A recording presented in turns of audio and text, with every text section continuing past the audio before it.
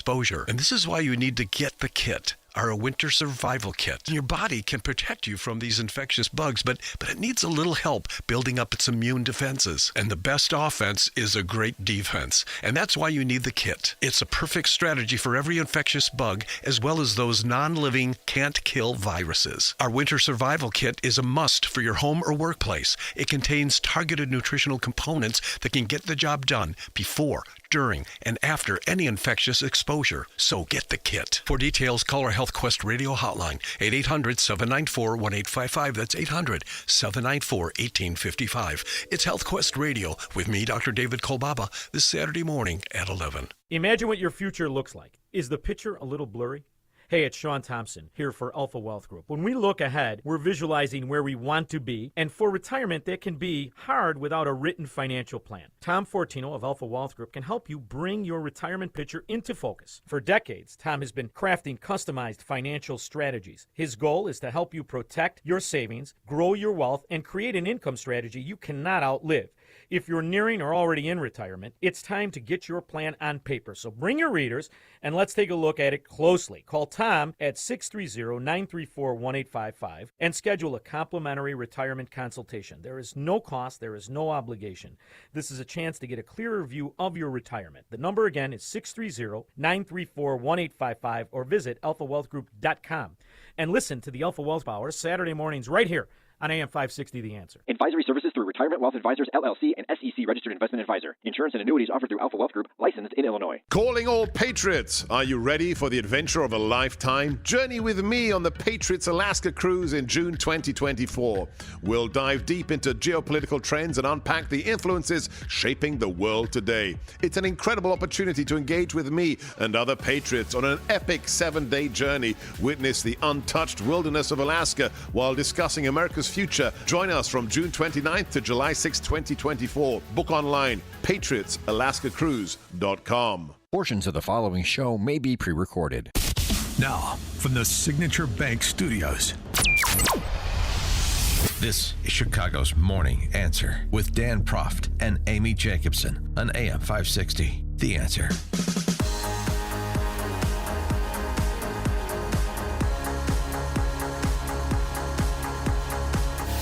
Top of the morning, Dan and Amy. So over the weekend, we had an insurrection at the United States Capitol. That's what we were just talking about.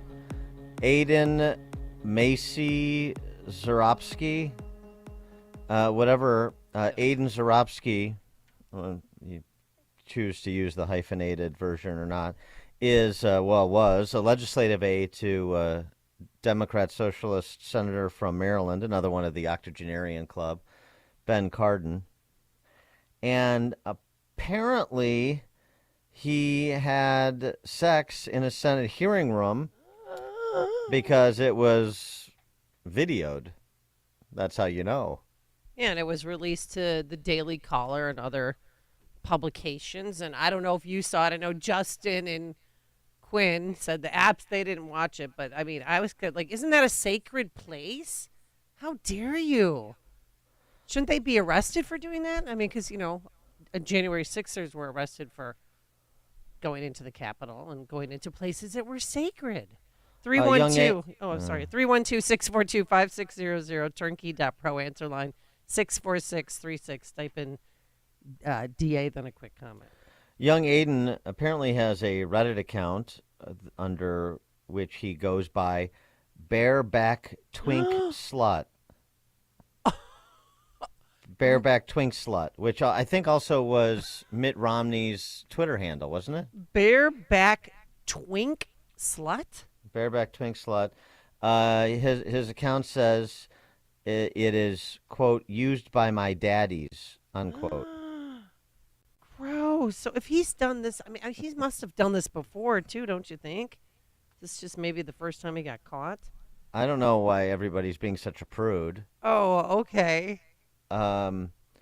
Senate, the NBC News reports, Senate staffer alleged by conservative outlets to have had sex in a hearing room is no longer employed. Yeah, he decided to take leave of his staffing job at Ben Cardin's office. Gee, I wonder if he was encouraged at all. And he posted this statement online. This has been a difficult time for me as I've been attacked for who I love to pursue a political agenda. Oh, just you're not the victim here, okay? We're the victims for having to watch it. I don't think you had to watch it. While some of my actions in the past have shown poor judgment, I love my job and would never disrespect my workplace. And of course not. Any attempts to characterize my actions otherwise are fabricated, and I will be exploring what legal options are available to me in these matters. As for the accusations regarding Congressman Max Miller, I've never seen the congressman and had no opportunity to cause to yell or confront him. I guess he was accused of confronting or yelling at Max Miller. I think that's the least of the concerns surrounding young Aiden's staffer here. But well, yeah, wasn't he yelling "Free Palestine" at a Jewish congressman? Right. But I think that's right, sort of subordinated to this more pressing matter. 312-642-5600. I mean, Mike Collins, the representative from Georgia, said making porn at work and yelling "Free Palestine" at a Jewish congressman. I have a question. How long would the filmmaker last in a Free Palestine? Yeah. Right. It's boring.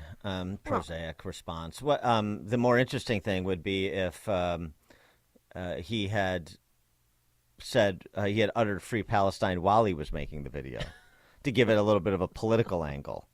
That would have added some texture angles to the film. Boy. It's a difficult time for me. Been attacked for who I love. I think it's where you love. There you go, Is Dan. the question. But now, in his defense, I understand that Aiden said he was given a subpoenas to appear in that hearing room. Dennis in Crystal Lake, you're on Chicago's Morning Answer. Hey, Dan. Hey, Amy. You gotta watch this thing. This is classic Brokeback Mountain. Boy, did he break his back. Whoever was mounting that guy, whoever was the pitcher. Thankfully, Dennis is cutting out, so we don't have to hear the rest of that. But, I kind of wanted to hear the rest of it, and then I didn't. Yeah. Ben Cardin, by the way, the senator from Maryland, who made this hiring decision ultimately, he has previously commented on that sacred place called the Capitol. I refer to U.S. Capitol as sacred space because it's so much more than a building where the Senate and the House of Representatives meet and conduct business. It is the embodiment of our ideals, our aspirations, and hope, not just to Americans, but also to all of humanity. Yeah, and it's also San Fernando Valley, East Coast, apparently, too, in addition to all of that. The Senate hearing room. I mean, what is Dick Durbin thinking? I remember, the table that you saw. That's a cheap one. Table that you saw, that's where he has sat many a times. Did you say Dick Durbin or Dirk Diggler? No, I said Dick Durbin, Dan. He could have had a bit part in that. I mean, just, because of, And they just say that it's a personal matter. He's no longer employed with the senator. Well, what? Well, I mean, I don't know, again, why so prudish? I'm old enough to remember when Barney Frank was running a gay prostitution ring out of his apartment, and nobody kicked up much dust over that. I mean, that wasn't, he went on to write Dodd-Frank and other disastrous pieces of legislation from there. So, I mean, cocaine in the White House. You got some housewife in Virginia performing sex acts online, running for House of Delegates. Oh, that's what's an aide having blowing off a little steam, among other things he's blowing off. It's so, but the Bidens, remember, we're going to bring decency back to Washington, D.C. There's been nothing decent about their tenure here in the White House. Nothing. You mentioned the cocaine. Don't forget about their dog that bit Secret Service agents 11 times. Well, I don't know. You have a dog bite in Chicago. You get 2 dog bites. Your dog's, they're taking it to Mr. Squirty.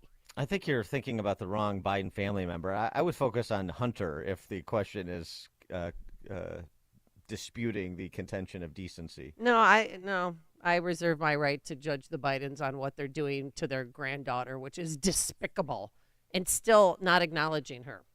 or going to visit her. Remember, they're going to build a relationship, and then they're despicable for. You have a son who's addicted to crack, and you give him access to millions of dollars? Despicable. I don't know. And the fact that they closed the case on the cocaine, they know whose cocaine that is. I'm really more interested in whether or not this is an isolated incident. Now, again, too, I mean, gay sex or gay sexual overtures in the Capitol is nothing new. I mean, don't remember Mark Foley and don't forget, I should say, Mark. Actually, don't remember is probably better, but don't forget Mark Foley and the Pages, and God knows what Denny Hastert was doing. Oh, God knows. So, yeah, it's interesting. It's interesting how these sacred spaces that are inhabited by our betters so quickly turn into Sodoms and Gomorrahs, don't they? Lots of text messages. Dan and Amy, random sex is now love? Well, Mary Kay in Western Springs. Hey, good morning. Yeah, Pete, I've been accused of being a prude. I just like to keep things behind closed doors. What the heck's wrong with that? Not in Senate hearing rooms? No, I'm not in Senate hearing rooms. I mean, we are trash. This is Pottersville. The whole country is. Just get it all out there, hang out your boobs, do whatever you want, wear a G-string and shake it in the camera at the AMA awards. It's just really. But enough about Eric Swalwell. Hey-o. Thanks for the call, Mary Kay. Dan and Amy, Chicago's Morning Answer. This is Chicago's Morning Answer. You stink. I think you're going to have a good Christmas, all right? You smell like beef and cheese. You don't smell like Santa. On AM 560. The Answer. When you're looking for a caring dentist and an experienced dental staff who'll treat you like family, then it's time to call Dr. Y at Oaklawn Dental LLC. Dr. Yerkes and his team will create a smile that you'll want to share with family and friends. Go to oaklawndentist.com for a complete list of services, or call Oaklawn Dental for an appointment with Dr. Y at 708-424-5700. And for a limited time, get a $100 credit on your new account. Call 708-424-5700. Oaklawn Dental LLC for the smile you deserve. Amy Jacobson and Dan Proft here, and we want to tell you about an opportunity for you to promote your business and to make a difference this Christmas season. We're talking about our Food for the Poor Business Benefactor program. We've partnered with Food for the Poor to provide life-saving food for thousands of children and their families in Latin America and the Caribbean during this season of economic decline, unemployment, and rising food costs. Food for the Poor is working with local partners to make sure these children and their families get the food they need to survive. And guess what? Your business can be a part of the solution. Become a Food for the Poor business benefactor by making a $2,500 tax-deductible donation to Food for the Poor. And thanks to a generous match, that donation will help feed more than 30 children for an entire year. When you do that, AM 560 will give you 40 one-minute commercials to air here on AM 560 The Answer between 5 a.m. and 8 p.m. Monday through Friday at no additional cost to you. Call Anjanette Natowski at 847-472-8951. Again, that's 847-472-8951. Or go to 560theanswer.com and click on the Give Food banner. Long day. Time to charge up. Hey, just like my delivery truck. Even kids know to keep business moving forward, it's time to make the switch to electric vehicles. Whether you have one van or a whole fleet of trucks, resources are available to help you make the changes that make sense. Let's go. Beep, beep.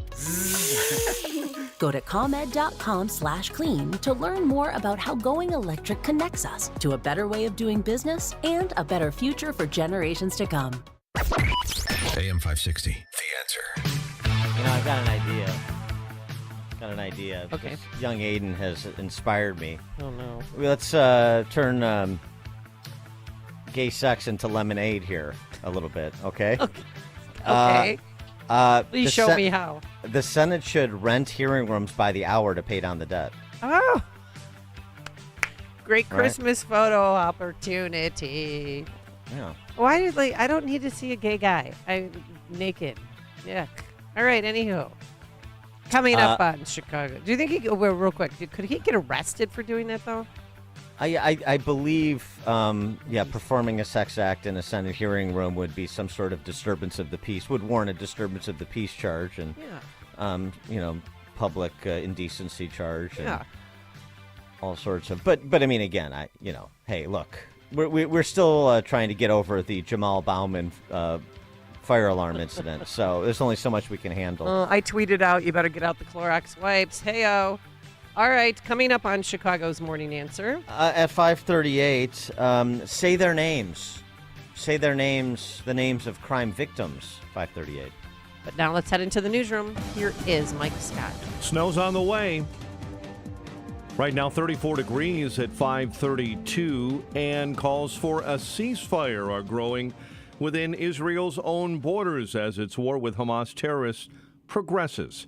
This as Israeli defense forces discover brand new tunnels. Fox's Trey Yingst has more from Tel Aviv. Day 73 of the war between Israel and Hamas. Today we are in the city of Tel Aviv, where families of the hostages held inside Gaza are calling for an immediate deal. Over the weekend, the Israelis revealed what they say is the largest tunnel inside Gaza that's been found to date. The tunnel spans more than 2.5 miles and goes up to 150 feet underground. It's also equipped with electricity and ventilation, but does not enter Israeli territory. The discovery does come as Israeli forces continue to operate across Gaza. Defense Secretary Lloyd Austin is in Israel today, meeting with top IDF officials. Early official vote counts in Serbia's weekend elections, confirming the triumph of ruling conservatives and populists in a parliamentary vote in Belgrade. Southwest Airlines will pay $35 million in fines, all part of a $140 million agreement settling a federal investigation into that debacle last December when the airline canceled thousands of flights and stranded more than 2 million travelers. Florida Republicans continue to call for the resignation of current GOP Chair Christian Ziegler there. The demand stems from rape and sexual battery allegations. Party officials on Sunday voted to strip him of most of his power and reduce his salary to $1. One Democrat U.S. Senator compares the flow of immigrants to the U.S. to a sold-out concert. We are over capacity right now, and we have to control this. Speaking on CNN's State of the Union, Joe Manchin of West Virginia says the U.S. is, quote, at capacity, end quote, and it's becoming dangerous to let one more person enter the country. A new study says Americans eat an extra meal each day just by snacking. Researchers at Ohio State University studied data from 20,000 individuals, found that Americans consume up to 500 calories daily from snacks alone. There is a winter weather alert this morning. There will be a wind and snow advisory later today for Porter County, Indiana, lake effect snow. The Fulton Market Association raising concerns regarding the use of buildings meant for manufacturing that now house illegal migrants, calling out Mayor Brandon Johnson over apparent zoning violations. Roger Romanelli is executive director of the Fulton Market Association. No one in Chicago, but especially the mayor, is above the law. We are calling today on Chicago Inspector General Deborah Witzberg to immediately investigate what is very clear and transparent. In October, approximately 2,000 migrants were relocated to two buildings, one at 344 North Ogden, the other at 1640 West Walnut. A woman is in custody after Chicago police say a 1-year-old died after being found unresponsive inside of a home in the city's Grand Crossing neighborhood on Sunday night. A disappointing Bears collapse in the fourth quarter. Bears gave up 13 unanswered points in a loss to Cleveland, 20-17. Bears head coach Matt Eberflus. We had some missed stops on defense, and my hat's off to them. Certainly that's to score a touchdown, you got to make some plays, but we had some opportunities there to make a couple interceptions. Browns knocked in the game-winning field goal with 32 seconds left. Then Justin Fields threw an INT on a Hail Mary to end the game. The News is a service of Salem Surround, a local digital marketing agency. Go to surroundchicago.com today. A check of traffic and weather on the way next on AM 560. Would you like to have your mortgage or rent paid for all of 2024? Yeah, that sounds like a Christmas miracle, doesn't it? Well, that's exactly what AM 560, The Answer, wants to do for you. Go to 560theanswer.com/miracle to enter our Christmas Mortgage Miracle Contest. Enter once per day, every day, between now and December 20th, and you can have your rent or mortgage paid for all of next year. Go to 560theanswer.com/miracle. As a business owner, do you have a strategy for exiting your business? Most business owners don't. Studies done by the Exit Planning Institute show 75% of business owners who don't have an exit plan are dissatisfied with their exit, and 80% of businesses put to market never sell. Total Clarity Wealth Management understands the hesitation to discuss exiting. Will customers leave? Will competitors take advantage? Will key employees leave? That's why they offer confidential planning. Contact Anne-Marie at Total Clarity Wealth Management. Discover what the financial foundation should be to pursue an exit that is satisfying. At some point, you are going to leave your business. Will it be on your terms? Total Clarity can show you the way to financial readiness and keep you on track. Anne-Marie is a certified exit planning advisor. Visit TotalClarityBusiness.com. That's TotalClarityBusiness.com. Securities offered through LPL Financial, member FINRA SIPC. Investment advice offered through Total Clarity Wealth Management, Inc., a registered investment advisor and separate entity from LPL Financial. Attention! Road Knights is expanding the Army. If you possess the heart of a warrior, the spirit of an adventurer, and an unrelenting drive to conquer new horizons with 3,000 miles weekly under your wheels, then hurry to call. Join the team that is strong as steel and united as convoy, and be on the road towards the glory. Have you had your commercial driver's license for over 2 years? Are you looking for an over-the-road driving job for the smoothest running, most established trucking company in the Midwest? This is not just a driving job. This is a mission. Visit online at roadnights.us or call 773-672-2062. That's 773-672-2062 or online at roadnights.us. Call or email today for details on a life-changing opportunity to drive for the best in the business. Victory is the only option. Road Knights Trucking. Join our mission today. The holiday season is right around the corner. Give the gift that's hard to wrap, but easy to give. Give them a Steel. Visit your local Steel dealer or go to steelusa.com/gift guide. 5:39, Team Hochberg Traffic Center time. Evergreen Park, you've got a stall right on the railroad tracks, 87th at Pulaski, being pulled out of your way. No word right now on Metro Southwest service. We assume it will be impacted at this time. Bloomingdale, an accident, Lincoln, Bloomingdale Road. Dan Ryan, earlier accident between Pershing and Cermak, gumming up the works. It's been pulled out of your way, but delays remain in the locals inbound. It's a half hour already, 95th into the Burns Circle. Chicago's Morning Answer continues next. AM 560 Weather Center forecast. Snow showers in the area through the morning. Slow travel during the morning commute expected where those heavy snow showers fall. A high of 31. Clear and 20 overnight. Plenty of sunshine tomorrow. High 35. 34 right now. Clouds at O'Hare. Your next news update is at 6. Chicago's Morning Answer continues next on AM 560. The Answer. Now, from the Signature Bank Studios, this is Chicago's Morning Answer with Dan Proft and Amy Jacobson. Only the biggest stories, only the biggest guests, and only the biggest opinions. This is AM 560, The Answer. Top of the morning, Dan and Amy. Maybe we need to take a page out of the book of the Identitarians, the race hustlers. You know, their say their name mantra, say the name of individuals who've been killed in conflicts with police, for example. How about say the name or say their names, the names of people who have been killed trying to protect others? It doesn't necessarily need to be limited to police either. Jason Johnson was a 7-Eleven security guard in Oakland, California.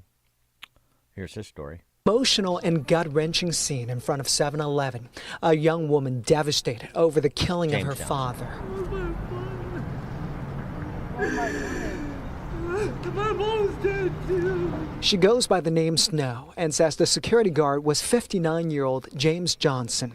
I was interviewing a longtime customer when we heard screams in the background. I'm talking to James all the time, you know. He's a good person. I'm very sad because I don't see no anymore James. People were walking past her, so I went up to check on her to make sure she was okay. Police say just after 10 o'clock on Friday night, someone shot the guard inside the store as he tried to stop a person from taking merchandise. Police say James died at the scene. Snow says her father worked at the store for roughly 2 years. He lived in a building right behind 7-Eleven. He was protecting the family at 7-Eleven because I know how my father is. He would do that for anyone he cared and loved. She and longtime customers described James as a protector and a kind man. He was a great man. He was a very great man. James is the good person, good for the community, and this guy, you know, help to everybody and take care of everybody here. He was a nice man, giant man, pretty tall, and he would talk to everyone that came in. Criminals have repeatedly targeted 7-Eleven stores in Oakland. On Monday, investigators say someone killed a man pumping gas at the International Boulevard store.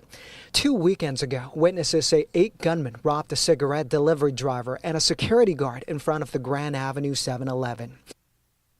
Yeah, the first thing you do to say their name is get their name right. James Johnson, not Jason Johnson, as I said, James Johnson. But maybe we should do that. Maybe we should. We've talked about this before. Just focus on the stories of the victims, particularly the victims who aren't also in the criminal racket. And we'll get to that in Chicago with this Sun-Times piece that appeared over the weekend, NPR Times, state-funded media. But what about that? Say their names and just tell their stories. And maybe in neighborhoods where the James Johnsons are gunned down, trying to protect a business, trying to protect loved ones, trying to protect people they don't know. Maybe there should be a move to get, the honorary street names for the everyday Americans like James Johnson who are on the right side of the line between civilization and barbarism, as opposed to spending all our time poring over and making excuses for those on the wrong side of that line. What do you think? 312-642-5600, turnkey.pro answer line. 64636DA, turnkey.pro text line. Yeah, that was hard to watch because I saw you posted that last week. And that woman, I mean, literally, people are walking by her, Dan, while she's sobbing, and no one stops to say, where's the humanity? I mean, I know there's a larger issue here, but that just really bothered me that no one, like, are you okay, ma'am? Do you need help? The reporter had to put down his microphone and go see if she was okay. Well, it's the thing that's complicated about this, and why I really focus on telling the stories of people who were hurt or worse, like in the case of James Johnson, in service of others, is because there are so many people in Chicago and every other big city in America, because what you heard them talking about in Oakland is not dissimilar to virtually every neighborhood in Chicago with respect to the convenience store, the business that gets hit over and over and over again, the need to hire security guards, the lawlessness that has ensued. I mean, it's the same philosophy producing the same results everywhere in big city America. But there's so many victims in these same big cities that are also criminals. And so just being, I mean, not that anybody deserves to be, hurt or killed, clearly. That's the baseline. But if you want to talk about extolling the people that are on the right side of the line between civilization and barbarism, James Johnson is on the right side of the line. But frankly, the people that were profiled in this NPR Times piece, Survivors' Voices, have spent a lot of their life on the wrong side of the line. That's not to say you can't cross over to the right side of the line, as these individuals that are profiled in the NPR Times did for the most part. But, if we believe, as I do, that what a society extols, it begets, then maybe we should spend more time making sure that more people know the story of regular Americans like James Johnson when it comes to driving a more productive conversation about public safety. If you want to see people emulate James Johnson, then part of that is making sure people know who he is or was, right? Does that make sense? 312-642-5600, turnkey.pro. Answer line 64636. Type in DA, then a quick comment. So these essays in the NPR Times from a handful of people who have been crime victims but also been involved in crime, really complicated. And frankly, that's okay. It's helpful in a sense because it speaks to how complicated the issue is, as we were just going back and forth about separating out the James Johnsons from the people who may be doing the right thing now, but the story is more complicated. And it doesn't mean that what they're doing now is not also something that can be told and should be emulated as well, for people to take notice that you can cross over from being a cretin to being a law-abiding citizen, even a role model. And so Marlon English, he was born on the South Side, raised in Chatham and Woodlawn. Just the language that's used here, too, is troubling. I'm quoting him. I became involved with a street tribe at a young age. Street tribe. Yeah, otherwise known as a gang. Okay. No, I mean, you could say, well, that's how they view it, and this is something we should take some insight from. Okay. But I don't like, he's beyond that now, and I'd like a little bit more context rather than the sanitized language. The block we lived on and who my friends and family were determined my affiliation. I witnessed the kinds of things you see in a movie: drug trafficking, gambling, shootouts, fights. Deeply entrenched in the heart of conflict, destruction, and mayhem was Marlon English. Because of that, I've suffered a lot of loss and grief and gained a well-rounded understanding of why people shoot. Things started to change for him in 2009. One of his neighborhood friends was killed. Then his mom relocated his sister and him to Rogers Park. He started working summer jobs, became involved with community organizing, but he would still go back to Woodlawn to be with his tribe, and so he describes sort of being caught in the middle between doing productive things, summer jobs and community engagement in Rogers Park, and street tribe things in Woodlawn. Then in 2015, he got shot, and fortunately, of course, recovered. But the injuries, it's some serious internal injuries. Took, months to recover. But here's sort of his takeaway. The getting shot put me in a position to be stronger and wiser, he writes. The moment of reflection also helped me see that gun violence is much more complex than how it's usually portrayed. People not having what they need, not being able to access different pathways to healing or know of an all purpose in life often leads them to situations where they feel like they need to pick up a gun. I believe that people don't want to kill other people, but mostly do so out of fear. I understood why the person who shot me was hunting me and my friends. It came with the world we were a part of. He now runs a group called Stick Talk that works with youth incarcerated with Department of Juvenile Justice in Illinois. He said, working with them showed me we need to approach gun violence more empathetically. Listening to their stories, I realized how many young people in Chicago are products of their environment. Some of the young men I work with had their first gun placed in their hands by their own parents. Well, there's a Virginia mom who's just got a 2-year sentence for allowing a gun to be placed in the hands of her 6-year-old, then shot his teacher. So maybe that's part of the conversation, too, is a little parental accountability, including under the law. But that's not what he's saying. He's sort of the rap that you heard last week when BLM Brandon rolled out his big new public safety strategy.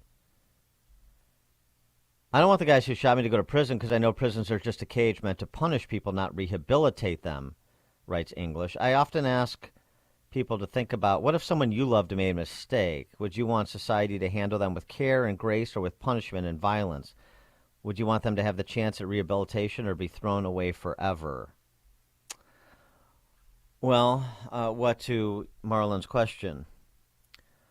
I guess my answer would be, well, Marlon, not all mistakes are the same. True. And you can both punish someone and handle them with grace, even in the daunting confines of a prison. But this is a sort of a very stylized view of rehabilitation. Like, if you don't attach serious consequences to serious breaches of the peace, serious breaches of another person's rights, that somehow you can coddle them into being a good citizen. And there's just not a lot of evidence to support that contention. I mean, it's first of all, justice is supposed to be retributive in part. There's two aspects of justice, retributive and rehabilitative. And Marlon and his friends want to focus on just one aspect of that. And, crime victims rightly have a say in this. But also, we all have a say in this as members of a free society that ostensibly most of us want to be a civilized society.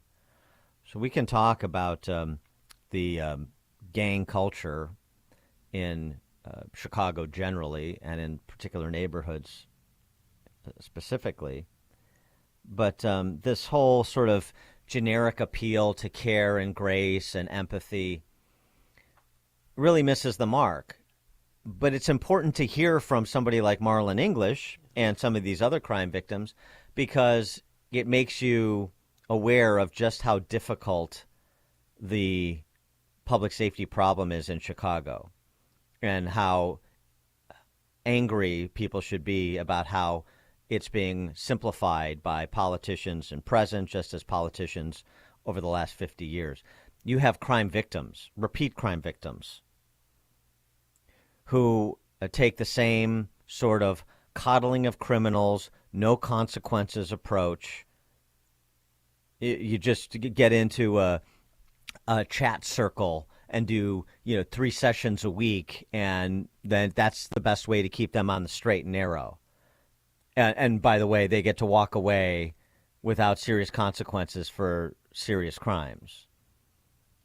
That's the same thing that you're hearing from the politicians. But these are crime victims in addition to former criminals. So the line between the law-abiding and the non-law-abiding is more complicated than it would seem, because there's some that were not law-abiding that are now that are ostensibly on our side, but they have the wrong answers in dealing with people behaving just like they did once upon a time, even though they're doing constructive things now. That's sort of, that's a secondary or tertiary complication that we don't spend a lot of time discussing. And it really brings it home with these anecdotes. There's another woman who lost 2 of her boyfriends to street violence. She went to prison, and she's turned her life around. It's a success story of sorts, and she's got an education, and but I mean, we can't be overcome by the sentimentality. I'm glad that she's turned her life around and that she's doing productive things now and she's out and so forth, but she still doesn't get it.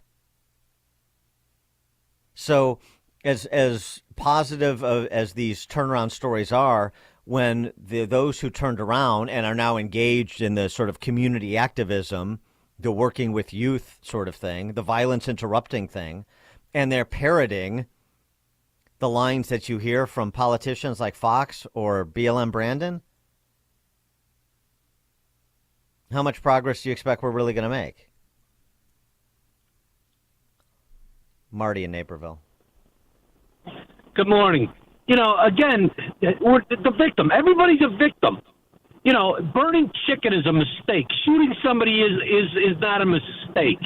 And as far as this rehab and such goes, well, that's what the prison system was originally for, if you will, but it doesn't work that way.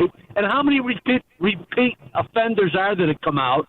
It's the victim. Everybody's a victim. It's just ridiculous. Thanks for the call, Marty. Also, I mean, the success rates, too. I mean, you have to look at the numbers here when you're making difficult judgment calls with imperfect information about who should be released and who shouldn't be. what kind of programs people should be entered into and which ones they shouldn't be. In other words, which show actual success. So, I mean, we talked about this before. John Ponder's group, Hope for Prisoners, out in Clark County, Nevada, which has an unbelievable success rate in terms of preventing recidivism with people coming out of prison, going through his Hope for Prisoners program, which is intensive and extended. It's not like 10 hours over a weekend. You get a certificate and then you get paroled, or you get your parole reduced, or all the incentives that are there, drug treatment, and you get your sentence reduced, and then you do this program and you get your sentence or your parole reduced, and so on and so forth. But anyway, so I'm happy to promote replicating programs that have demonstrated success, but we don't even have that conversation here. It's always inputs. It's always the organization that sounds good or the story that's compelling, and now this individual's doing something to try to be positive, but we don't know if they're finding any real success. We're just getting the version of events through their eyes and through their personal story. Well, that's not enough when you're talking about safety of the public. Hope for Prisoners, where you've got a recidivism rate that's a fraction of what the general recidivism rate is for both, I guess in Ponder's case, it would be state prison inmates. Okay, then we have something to talk about. Now let's replicate. Let's make sure it's not just John Ponder specifically. See if you can replicate it with leaders who train under Ponder around the country, and now we may have something. And now if you say, well, this person is going to get out at some point, and if we can put more of these this person or more of the people that are going to come out through this program, then we can reduce the recidivism rate by X, and this makes some sense. But just a sentimental story, sentimental anecdote, and the same rap that you're hearing from politicians, which is why the NPR Times chose to profile these stories, well, that doesn't cut it, and it's not going to improve anything. And all the good intentions of the Marlon Englishes and the people who turn their lives around doesn't amount to anything except for them. Coming up on Chicago's Morning Answer. At 6:06, Black Stones holiday video. Black Stones holiday video. Get ready for this. If you remember those Signature Bank of New York corporate videos. Oh, those things. Ooh. Very reminiscent. 6:06. Okay. And later, I've changed my mind, Dan, about the elimination of selective enrollment high schools in Chicago. Today, a snow shower in the morning. Expect windy conditions by the afternoon. It's now 6 a.m. WIND Chicago. He wasn't targeted. I'm Dave Anthony, Fox News, but President Biden was startled as he left campaign headquarters last night in Wilmington, Delaware. Mr. President, why are you losing to Trump in the polls? Well, he shouted back, they're the wrong polls. And then it was hard to hear, but there was a sound of a crash when a car hit a Secret Service SUV. The president was ushered into his vehicle and nobody was hurt. The president's motorcade departed without incident. On-scene reporting details how the sedan involved in the crash initially tried to leave the scene before being swarmed by Secret Service agents. Local police are looking into whether impairment was an issue. Fox's Alexandria Hoff. The president was asked about the polls after a new Fox News voter survey has him 4 points back in a potential Trump-Biden rematch. The poll also gives the former president 69% in the Republican race, 57 points ahead of Ron DeSantis. Nikki Haley is 60 back. At a Trump rally in Reno, Nevada last night, the former president said if elected again, he'd order mass deportations. Given the unprecedented millions of Biden illegal aliens who are invading our country. The day after facing criticism for saying that record illegal immigration is poisoning our blood. Defense Secretary Lloyd Austin is in Israel for talks, are expected to urge them to scale back the war in Gaza amid international ceasefire demands with nearly 19,000 Palestinians killed. Southwest Airlines has landed a $140 million settlement with the U.S. government over last year's Flightmare, as it was called, around Christmas when a winter storm snowballed into a scheduling snafu for Southwest, canceling 17,000 flights, stranding passengers. A heavy wind and rainstorm is snarling pre-Christmas travel this morning. Florida on up the East Coast. We're talking about rain in some cases in South Carolina getting up over a foot of total precipitation. This is major type of flooding. Add on to that some of these winds, 50 to 70 miles an hour. Fox meteorologist Adam Klotz, more than 300 flights canceled America's listening to Fox News. 34 degrees, 6:02 is our time on AM 560, The Answer. Good morning. I'm Mike Scott. A winter weather alert for this morning. Snow on the way and a wind and snow advisory, lake effect style, for Porter County, Indiana. A little boy living in a migrant shelter in Pilsen died Sunday, and Chicago police are investigating. Police say the boy was not feeling well and was rushed from the shelter near Cermak and Halstead to Comer Children's Hospital, where he was later pronounced dead. That city-run shelter, by the way, located inside of a warehouse, houses upwards of 1,000 migrants. The Fulton Market Association raising concerns regarding the use of buildings meant for manufacturing that now house migrants, calling out Mayor Brandon Johnson over the apparent zoning violation. The Kinsey Industrial Corridor, according to the Fulton Market Association, was set aside in 1998. Buildings set for manufacturing, not for residential purposes, according to Roger Romanelli. No one in Chicago, but especially the mayor, is above the law. We are calling today on Chicago Inspector General Deborah Witzberg to immediately investigate what is very clear and transparent.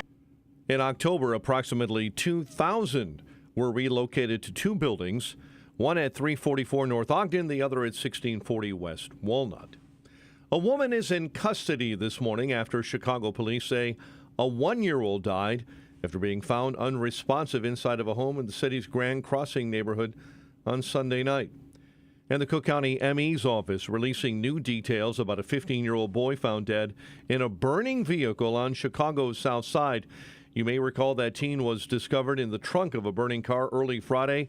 Investigators now say he had been shot to death. The vehicle believed to have been stolen. The Bears collapse in the fourth quarter of a 20-17 loss against Cleveland yesterday.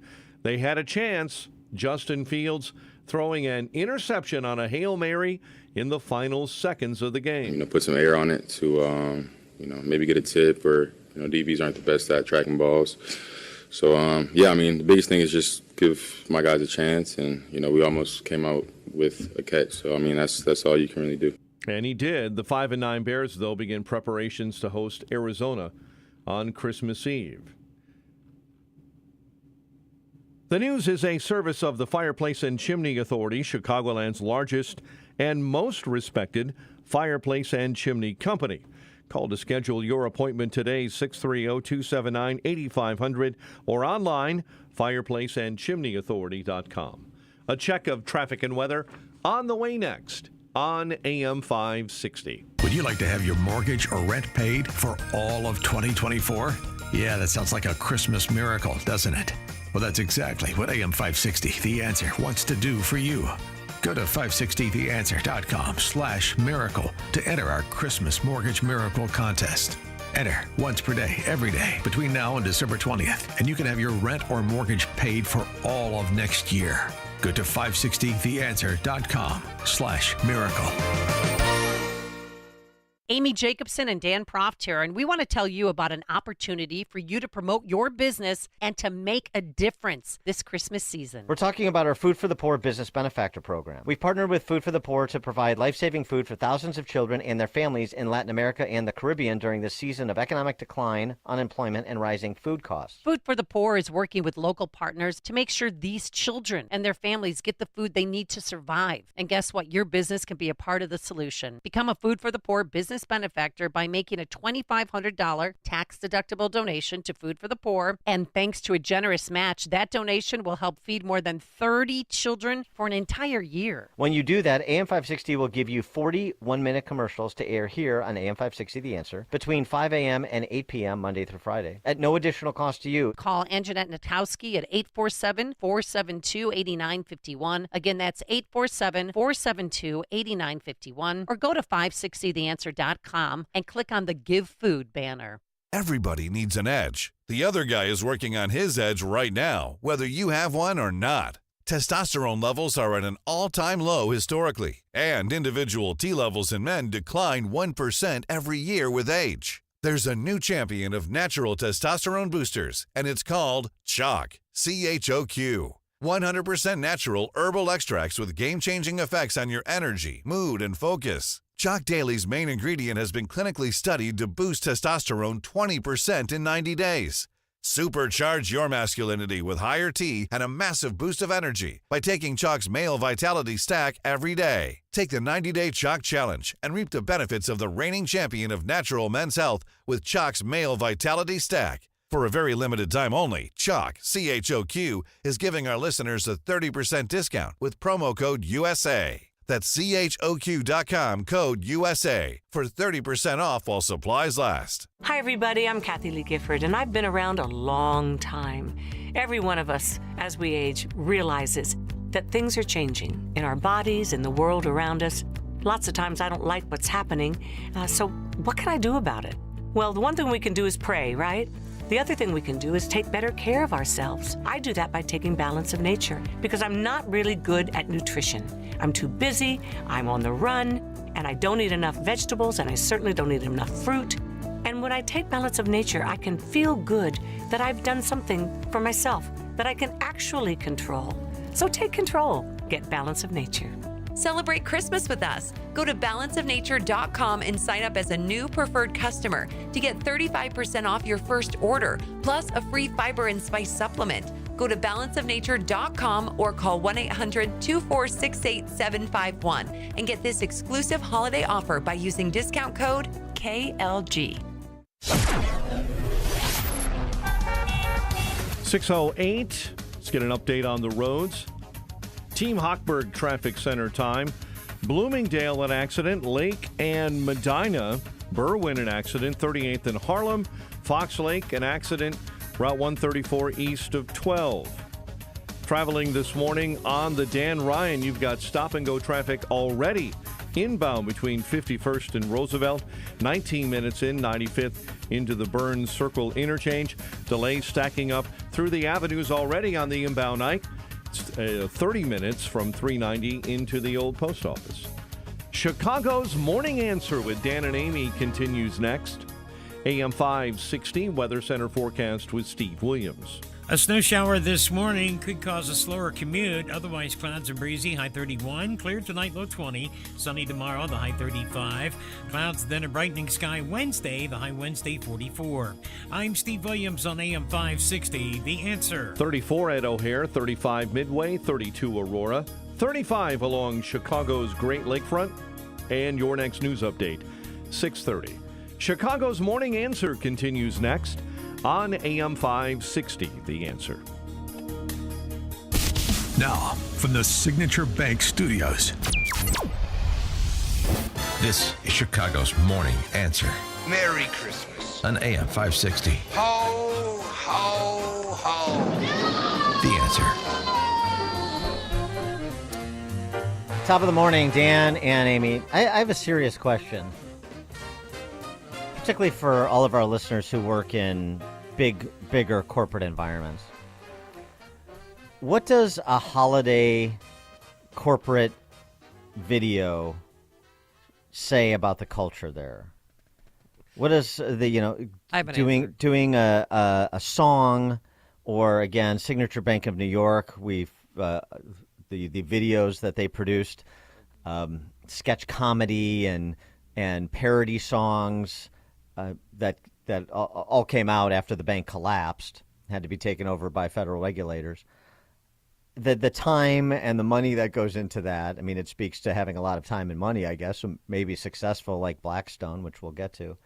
But what does that say? Is my skepticism, is that being is that lacking joviality? It's just having fun? My sense of it is, why can't you just do a happy hour? Right, go throw axes.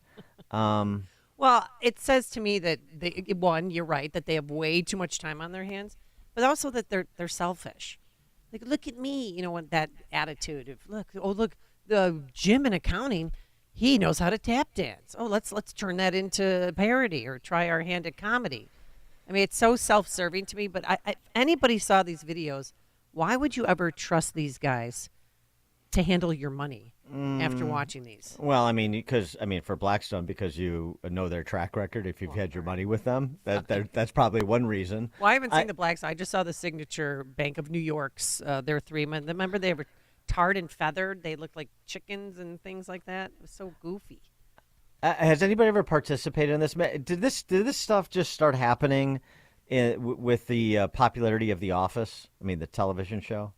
Is that what precipitated all of this? 312-642-5600, turnkey.pro answer line. You can also reach us on our text line, which is up and running, 64636. Type in DA, then a quick comment. And true, you're right. We would love to hear from somebody who has participated in a video like this. Or has perspective on what you think this says about the culture at a particular company.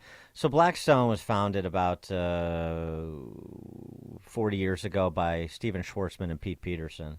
And Schwarzman is he's like a moderate Republican.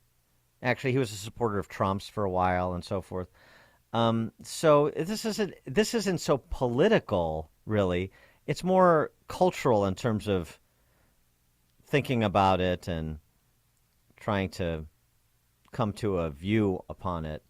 They titled their holiday video "The Alternatives Era," and so they're dressed up in clothes from a bygone era to some extent, including Schwartzman, by the way, pulls up in a VW Bug bus, and it begins. But we're gonna crush it.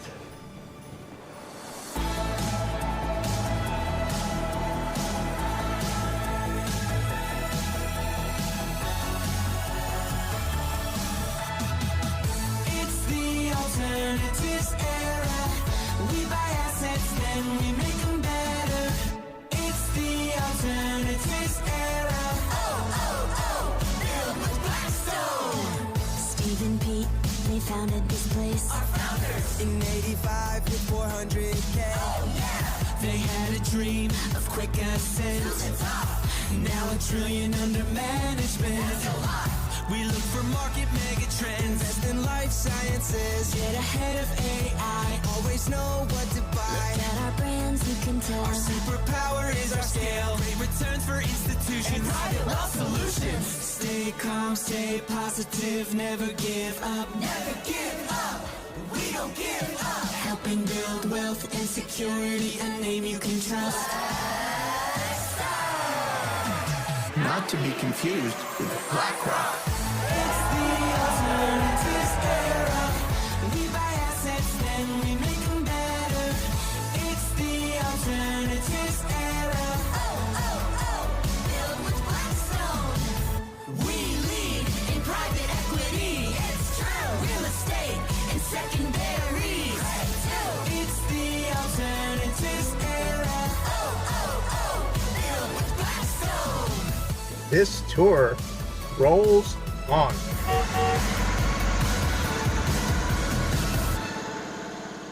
It's the alternative era. We buy assets, then we make them better. I mean, it's kind of an earworm. Sticking with me. Yeah. It's not bad. I mean, it's nothing offensive about it per se. I'm just trying to get a sense of what you think is going on here. Maybe I'm trying to read something into it that is just a bunch of people who have done very well. I mean, Schwartzman's worth like $35 billion. That's doing pretty well. And they're just celebrating, blowing off steam, having fun, and there's nothing more to it. I love the Blackstone, not BlackRock. He definitely doesn't want to be associated with Larry Fink, but I don't know. I just uncovered with Justin Kosick here. We made a video.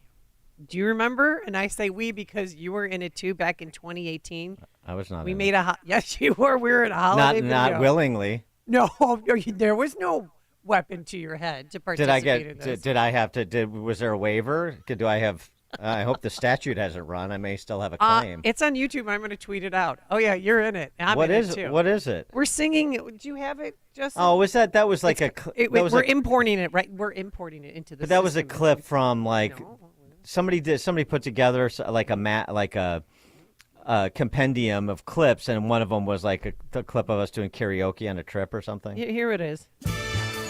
Starts off with Mike Gallagher. Wait for it.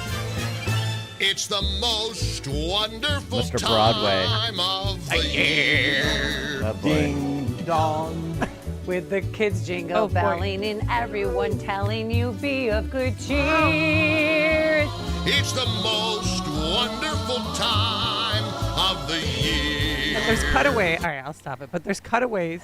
Yeah. What that was you. Did you hear? Did you hear happy yourself? is he. You went, and you're That's rolling a- your eyes like, why are they doing this? That is my trademarked exasperation, and that you have to pay for that. You have to license that. I'm tweeting this out right Was now I- at Amy Jacobson. How did they? I think I was hanging out with Hunter Biden at the time, so I don't remember a lot about 2018. You look really young too. Wow. Oh Whew. boy, You look like a different person. So the whole point here is we're living in a glass house. Yes, that's exactly. Oh my God. Oh my God. We have no standing to comment or criticize anybody on anything. Oh my God. And we did, and then different people from sales and Marcus Brown and Oh, Eric no. came in and were Terrible. ding dong, and then I don't even remember it, and I'm already you're gonna remember deeply disturbed by it. By the way, I mean, yeah, Gallagher. I mean, Gallagher does have Broadway chops. He does. So that helped, but I was a little pitchy that day. And when I'm wearing glasses, I look like a librarian, and not a good one, if you know what I mean. nobody's ever defiled themselves the way that Blackstone did, and Signature Bank of New York did, and apparently Chicago's Morning Answer did. No. Dan and Amy, is everyone at Blackstone? I feel like they're a bunch of hormonal teenagers. Well, I mean, not exactly. I mean, maybe this is like trying to claw back some of your youthful exuberance, but if you watch the video, you're saying they're behaving like that, That's but what somebody who watched it texted. I don't know. I mean, again, there's nothing they'd say or do that's offensive. So I don't want to be like Grinch-like about it, but it just something about it strikes me wrong. It's almost like they're doing a little bit of brand management, reputation management, and sort of masking it as just sort of good-natured holiday cheer because, these big outfits like Blackstone, $1 trillion under management, even though they're not BlackRock, and Steven Schwarzman isn't Larry Fink, all of these big financial institutions, You want them to be doing something better with their time? Well, no, it's more their impact on the West and America's economy in particular. They're all engaged in rent-seeking behavior. They're all sort of in collusion with big government to varying degrees. And, this is a way to separate themselves from some of the more high-profile and obnoxious representatives of their industry, like Larry Fink at BlackRock, like Jamie Dimon at J.P. Morgan. So, I mean, I think this is fun with a point, but maybe I'm being too cynical. By the way, since this is an opportunity to go back and claw back Signature Bank of New York, no affiliation with Signature Bank of Chicago. They didn't just do songs. They didn't just do try to do parody songs. They also tried to do sketch comedy. And sort of like sketch comedy that leads into a show tune. Listen to this from, back when this was unearthed. Look, the only way we're going to do this thing is if we start a bank from scratch. From scratch? You got to be kidding. How in the world do you do that? Is there a book, How to Build a Bank for Dummies? All we have to do is apply to 19 federal and state banking agencies. Wouldn't it be easier just to go out and buy a bank? We looked at that, but the prices are too expensive, and we'd be stuck with all their legacy issues. So we have to make our own mistakes. But then we'd have nobody to blame but ourselves. We'd have nobody to blame but ourselves. Well, that is the stupidest thing that I have ever heard. We're sick of the stank of the big mega banks, so we'll start one. It's absurd. What a terrible proposition, like convincing the world to eat kale. What possible fate will become of our bank other than to diminish and fail?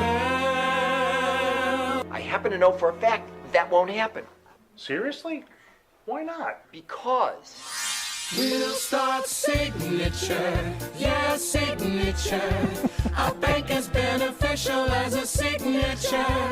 We'll start off small, but soon we'll sprawl. We'll build a bank that's built to last and to enthrall. Bare bones, safe loans, and amazing employees. You have to attest to a place to invest like Signature. I don't know. Would teams really come out to a bank like that? We would! Let's say you've a client to impress, but your bank's pushing something that's stale. Why not move to a place that embraces ideas and lets them prevail? You can stay with the mega bank where the policies come from above. Or you can be part of the policies where banking's a labor of love. You could have crummy systems with all of that drama and pain. See, you know, the other thing about these is I don't believe that all the people in these videos are actual employees. There's no way. Because they're too talented, right? Yeah. I mean, do you know any banker who can sing like that? Well, I'm sure there's a few, but that's got to be an anomaly to have all of them at the same corporation. Yeah, I think they're hiring. Branch. They're hiring talent, which also is a little bit dishonest. Dan, I just tweeted it out. Yeah, I tweeted it at you so you can see your fine performance from back in 2018. How embarrassing for us. And there's former employees in there, too, that... Well, we may be former employees if this gets out. What... I'm going to have to say... Do I just have the huffing and puffing and then eyes rolling and then... Is that all I do? Yeah, but they come back to you a few times. It's really good. Well, it would have been nice if they would have, like, dubbed in Brian McKnight as my voice singing whatever needed to be sung in that. That's what we should have done, too. Apparently the banks are doing it. The big banks can do it. Why can't AM 560? Dan and Amy, Chicago's Morning Answer. This is Chicago's Morning Answer. I want Christmas. Just give me plain baby Jesus lying in a manger. Christmas. On AM 560, The Answer. Raj Shah, host of Unleash Your Wealth. You know, there are a lot of clients and people coming in from the radio into our office saying, I don't want to lose any money. I need to protect the money I have saved over the last 20 or 30 years, where you have strategies where you can structure an income stream where it has an inflation protection so that as inflation, if it continues to go up, your income will go up. Unleash Your Wealth, Saturday at 7 a.m. and 2 p.m. on AM 560, The Answer. 'Tis the season for something fun to do with your crew. Load them into the family truckster and head to Gobert's Farm in Pingree Grove, where there are 2 separate light shows for families to experience and love. The Gobert's Christmas Drive-Thru Light Show is open now and sure to dazzle. A perfect outing for friends, family, or a cool date night. Take in the wonder of it all.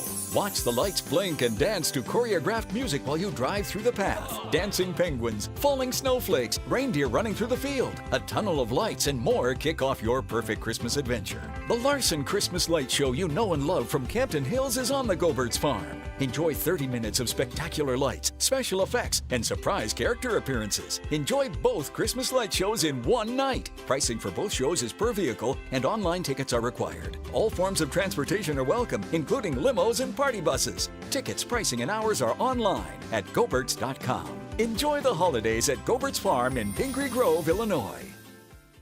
A storm is on the horizon, and you need to keep the lights on no matter what. Your business relies on the power being on 24/7. It's the lifeblood of your data and computer systems. Weather-related outages from the power company are not acceptable. Your need for a source of power that's reliable 24/7, along with round-the-clock service that can dispatch technicians to your site immediately, is mission critical. Your business needs Charles Equipment Energy Systems on speed dial. These are the big boys, not residential or solar, but reliable industrial generators for emergency backup or events. When you need more than a 100-foot extension cord plugged into a small engine generator, call Charles Equipment Energy Systems. They keep the lights on with rental generators for job sites or power outages. A storm is on the horizon. Plan ahead. Call now to prepare generators for storms and potential power outages. Call 630-834-6000, 630-834-6000, or charlesequipment.com. I'm Dave Neeson, CEO of PKF Mueller. As a CPA firm, we have been serving our business clients since 1968 by providing audit, accounting, tax, advisory, and consulting services. We as trusted advisors go beyond what our clients hired us to do by thinking outside the box to understand their operations and industry. We want to discover ways to increase their net income and cash flow by reducing costs or increasing efficiencies. To this end, PKF Mueller provides several client value-added services through strategic relationships. Our partners are specialists and serve the same type of clients that we do and add value by reducing our clients' overall electric and gas costs, discovering inaccuracies and overcharges on utility bills, assisting in financing of real estate, and helping to reduce uncollectible accounts and bad debt expenses. To learn more about our value-added service providers and how we can assist, call me directly at 630-524-5274 or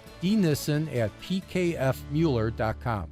Amy Jacobson and Dan Proft here, and we want to tell you about an opportunity for you to promote your business and to make a difference this Christmas season. We're talking about our Food for the Poor Business Benefactor program. We've partnered with Food for the Poor to provide life-saving food for thousands of children and their families in Latin America and the Caribbean during this season of economic decline, unemployment, and rising food costs. Food for the Poor is working with local partners to make sure these children and their families get the food they need to survive. And guess what? Your business can be a part of the solution. Become a Food for the Poor business benefactor by making a $2,500 tax-deductible donation to Food for the Poor. And thanks to a generous match, that donation will help feed more than 30 children for an entire year. When you do that, AM 560 will give you 40 one-minute commercials to air here on AM 560 The Answer between 5 a.m. and 8 p.m. Monday through Friday at no additional cost to you. Call Anjanette Natowski at 847-472-8951. Again, that's 847-472-8951. Or go to 560theanswer.com and click on the Give Food banner. AM 560, The Answer. So I like Liam Neeson.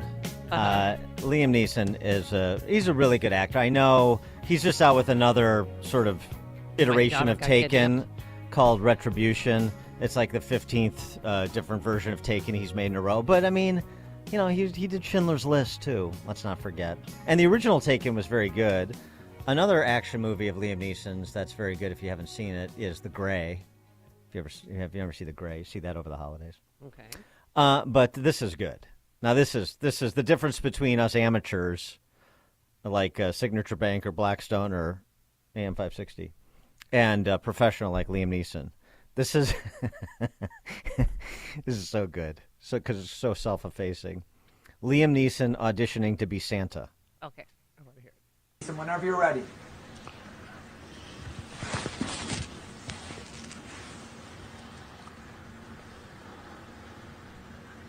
I see you when you're sleeping.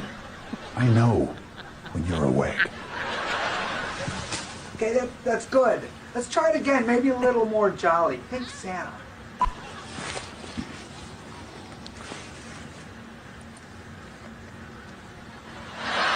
I see you when you're sleeping. I know when you're awake.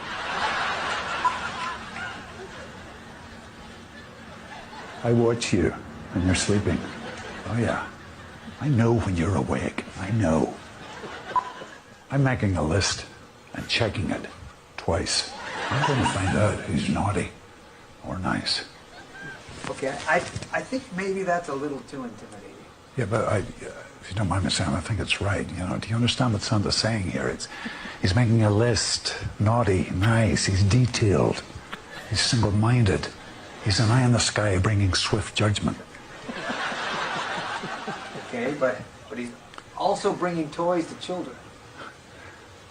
Not the naughty ones. And let me tell you something about that reindeer that ran over Grandma. I will look for him. I will find him. And I will kill him. It is great. Very, very good.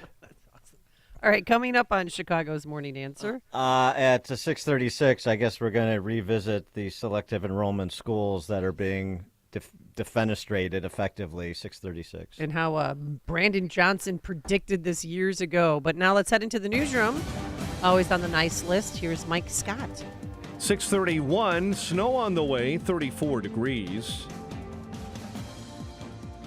Defense Secretary Lloyd Austin is in Israel today, getting an update on the war in Gaza. His visit comes as President Biden was critical of Israel over mounting civilian casualties as it tries to destroy the Palestinian terror group Hamas. Former President Trump comparing himself to mob boss Al Capone during a campaign rally in Nevada Sunday. Now, I heard he was indicted once. A couple of people told me a few times more. But I was indicted 4 times, and Al Capone, Alphonse. Referring to him by his nickname Scarface, Trump saying that if you had dinner with Capone and he didn't like something about you, he would kill you. Yet he only got indicted once. Trump has now been indicted, of course, as you heard, 4 times. GOP presidential hopeful Nikki Haley calls herself and New Hampshire Governor Chris Sununu a team, but one is far more outspoken than the other.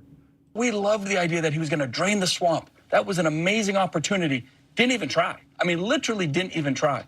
Speaking on ABC's This Week, both Haley and Sununu said it would be a disaster if former President Trump got back into the White House.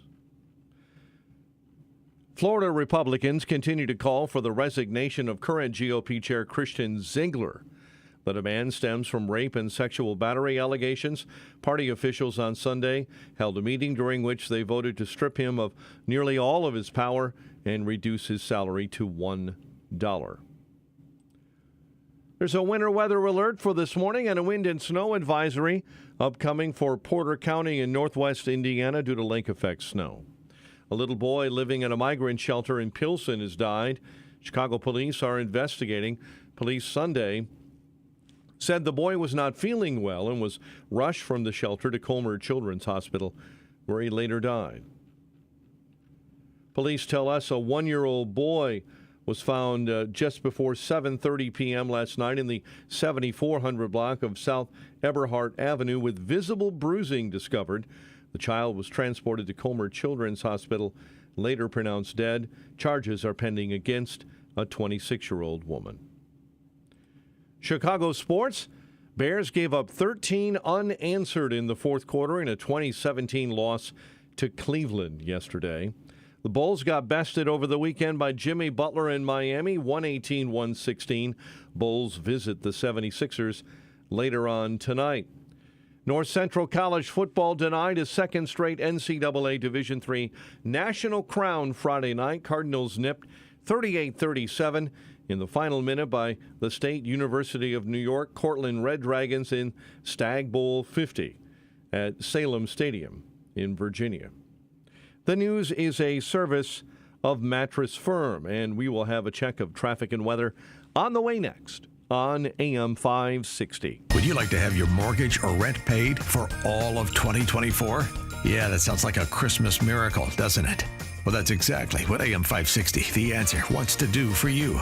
Go to 560theanswer.com/miracle to enter our Christmas Mortgage Miracle Contest.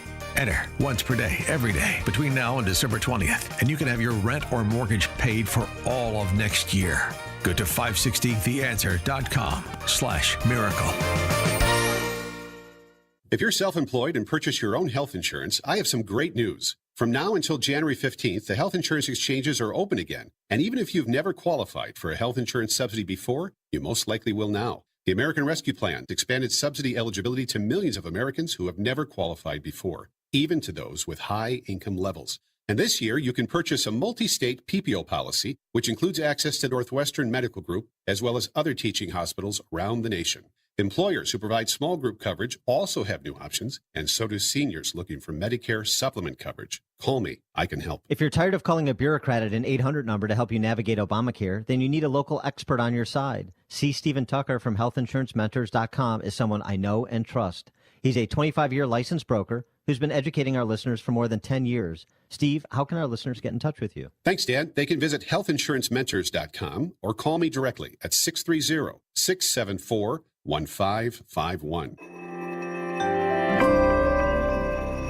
A A human catastrophe is closing in. Nobody knows how far this one is going to go. You can feel the heat as tension is rising globally. War is expensive. Open a Noble Gold Investments IRA today, and you can claim a free 3-ounce silver American Virtue coin. Just use the promo code GOLD. Go to noblegoldinvestments.com now. Past performance may not be indicative of future results. Investing in precious metals, including gold, involves risks. Consult with your tax attorney or financial professional before making an investment decision. 'Tis the season to think boating. Yes, Freedom Boat Club is the world's original and largest members-only boat club, now with 20-plus locations near you throughout greater Chicagoland, Wisconsin, Northwest Indiana, and Southwest Michigan. Plus 375 nationwide and global locations. Join Boat in Freedom's warm weather harbors now and think spring. Your membership enables access to their massive fleet of late model boats, slipped, insured, stored, maintained, cleaned, and ready for your use. Just pick the location of choice, reserve a boat, show up at the dock, and go boating.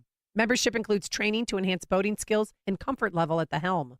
It's never been easier to give the gift of boating. Imagine the smile on the face of your loved ones when they realize they just became boaters. Joining is easy. Go to freedomboatclub.com, find a location near you, zoom in on the map, and select the location that works best for you. That's freedomboatclub.com or call 888-781-7363. At Freedom Boat Club, boating season never ends. Merry Christmas. You're smart, you're busy, and don't have time to waste on the mainstream media cycle. Salem News Channel breaks that cycle. Topics that matter from hosts worth watching. Dinesh D'Souza, Andrew Wilkow, Brandon Tatum, and more. Open debate and free speech you won't find anywhere else. Salem News Channel, not like the other guys. Watch anytime on any screen, free 24/7. Find everything you need to know at snc.tv. That's snc.tv. Gillette Intimate gives guys a gentle and easy shave. Don't treat yourself like junk. Respect it with Gillette Intimate, the best a man can get. Buy now at a retailer near you. 6:38. Let's get an update on the roads. Team Hochberg Traffic Center time. Bloomingdale, an accident in the cleanup stages. Lake and Medina. This morning, the Bishop Ford already showing some heavy slowdowns between the Stony Island feeder and the Dan Ryan. Dan Ryan itself at 23 minutes, 95th into the Burns Circle interchange. A half hour on the inbound Stevenson ride from 355 into DuSable Lakeshore Drive. Stop and go on the Ike already inbound between 25th and Ridgeland. Chicago's Morning Answer with Dan and Amy continues next. AM 560 Weather Center forecast, and we expect snow showers through the morning. Slow travel during the commute, high 31, clear and 20 overnight. 34 at O'Hare, 35 Midway, 35 along Chicago's lakefront. Your next news update is at 7. Chicago's Morning Answer continues next on AM 560 The Answer. Now, from the Signature Bank Studios, this is Chicago's Morning Answer with Dan Proft and Amy Jacobson. America First with Sebastian Gorka, weekday afternoons at 3 on AM 560. The Answer. Top of the morning, Dan and Amy. We discussed on Friday that, as expected, BLM Brandon and the teachers' unions are moving to eliminate the selective enrollment schools in Chicago. 11 selective enrollment high schools out of the 168 high schools in CPS is 11 too many for the teachers' unions, of course, so any flicker of choice must be extinguished, and that's what they're aiming to do. So we predicted it. It came to pass. It's going to result in more people of means fleeing the city and even worse schools. That's something that's hard to do, but even worse schools than CPS sports currently. And so the need for reconsideration exactly is what, Amy? Well, so I was gloating a bit as a mom of two boys who did not get into any selective enrollment high schools. I was there to pick them off the floor when they were devastated by it. As a coach, every time we play a selective enrollment high school, I literally have to spend time saying, who cares? Yeah, I know you wanted to go to Jones Prep. You didn't get into that school. Who cares? Don't let them win. Don't give them your power. Who cares? And when we beat Lane Tech in volleyball in 2 sets, I mean, we didn't beat them. We owned them. I'm like, there you go. We broke the seal. We can beat selective enrollment schools. It's always pitted kids against each other. Okay? And so, no, ask me. Yes. It's always pitted kids against one another. Oh, you mean like when private schools play public schools, or when rivals play one another, like in sports, like everything pits kids against one another. That's what competition is. They have nicer things than us, or at least they used to. Now we're starting to catch up. Now, we're getting in the game and football and other areas, academics too. We're starting to get, but it has been, even coaches, like they have an air about them because, I'm in a selective enrollment, I'm better than that. And I talked to a teacher who's at a selective enrollment school, and he said, we're not going to let this happen. I said, well, you're part of your dues, union dues, went to pay for Brandon Johnson's election. He said, we're not all on board with this. I mean, I know it's a 5-year process, and he might be voted out of office before it takes effect, but not everybody is down with Brandon on this one. And here is Brandon Johnson. This was back when he was a middle school teacher for 4 years. Remember when he didn't make his kids take tests or do homework? He knew back then that he wanted to eliminate selective enrollment high schools. When those students succeed at a selective enrollment, particularly black students, what ends up happening is all other black students who don't meet those same standards get shamed, right? See, so-and-so made it out, what's your problem? Like, how come you can't do it? These students are doing it. So but also it's not just black kids, it's white kids, brown kids, Asian kids. The system pitted each other, pitted kids against each other. So I was gloating because I was thinking, wow, Lakeview High School is going to be amazing when all the kids from Blaine and Hamilton, and there's other schools in the area, all go to the same high school. But in talking to our neighbors, they're not having it. They'll be moving out of Chicago. And you were 100% right. I know. They'll move near Jones. Well, of course that's going to happen.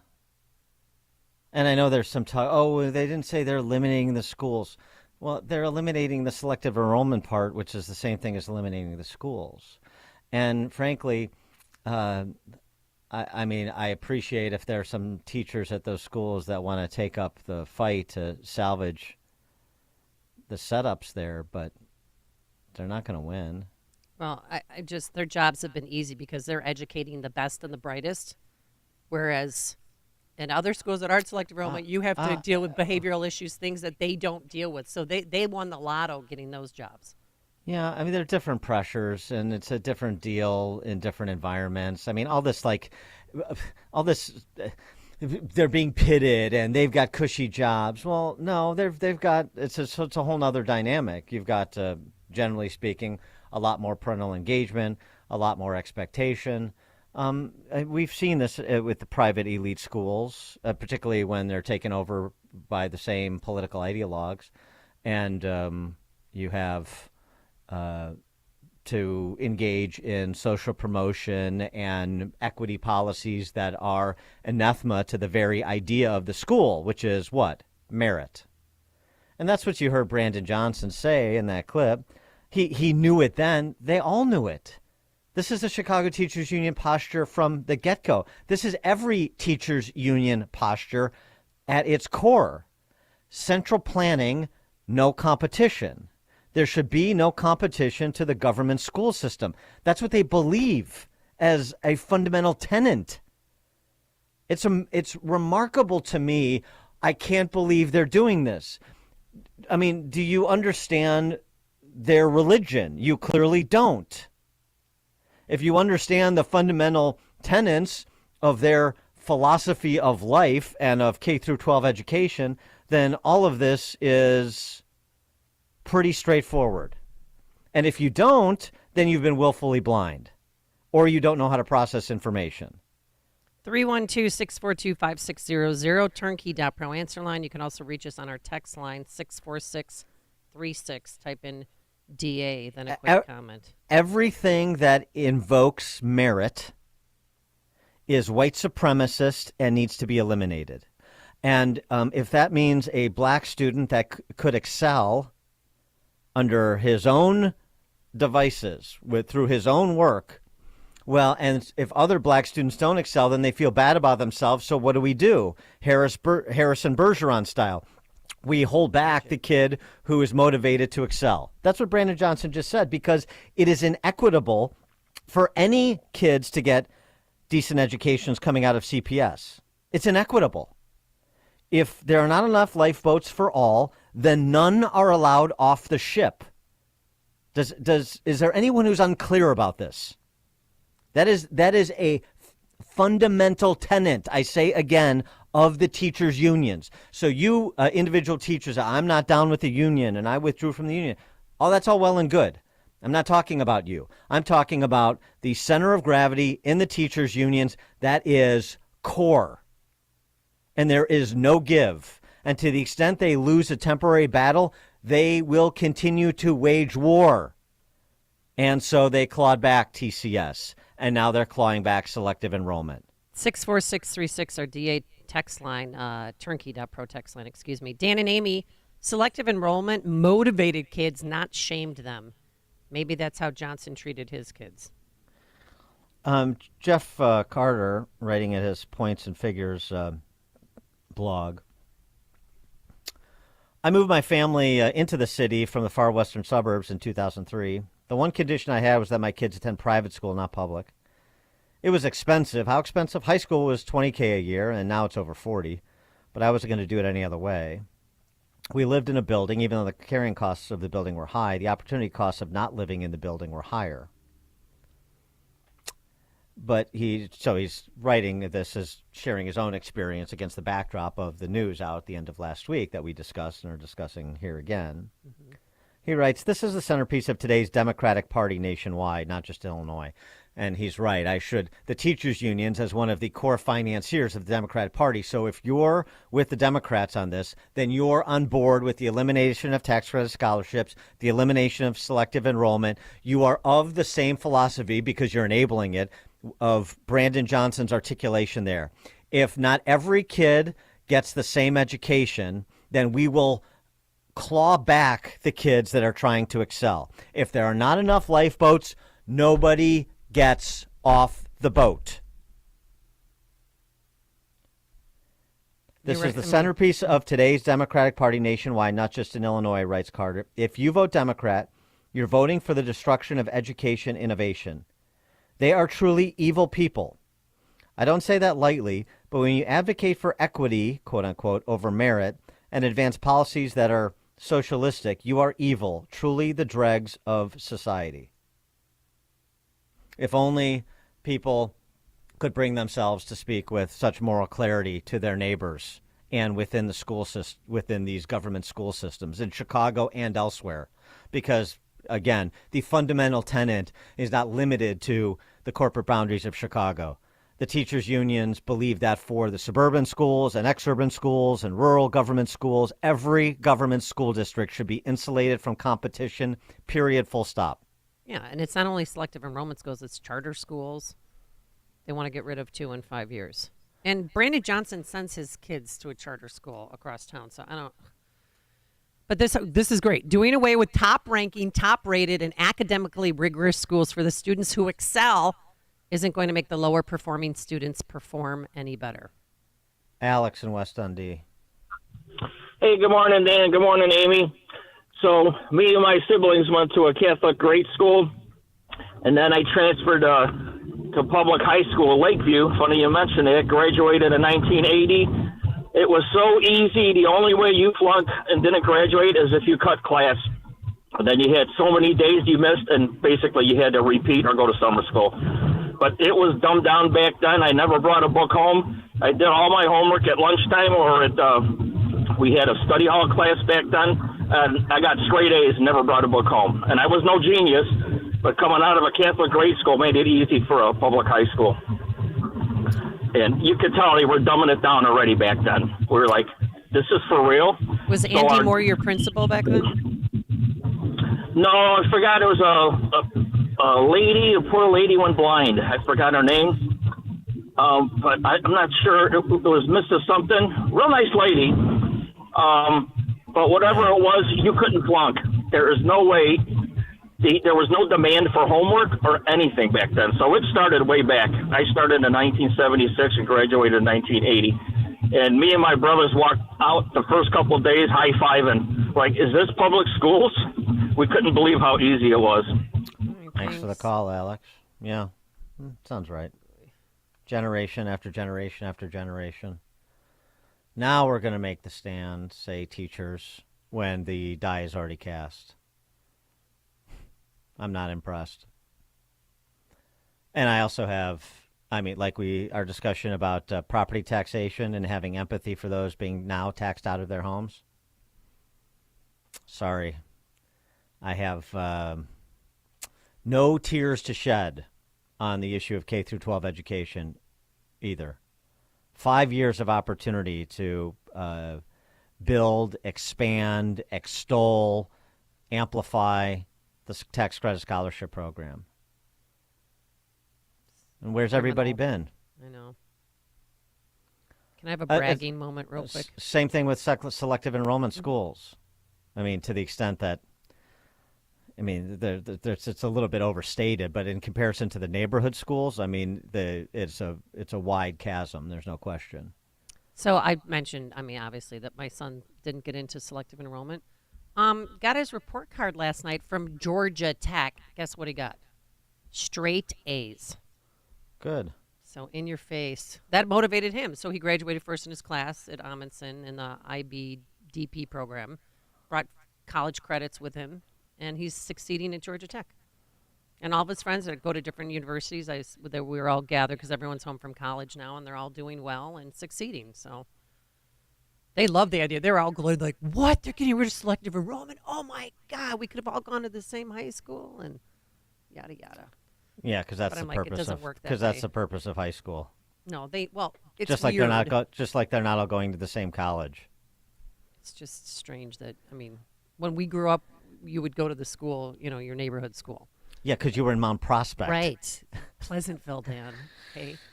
But it doesn't matter. But, I oppose that, too, of course. Right. That you should not be discriminated against based on your geography or your household income when it comes to something that we have said is a public good, and everybody must obtain a high school education.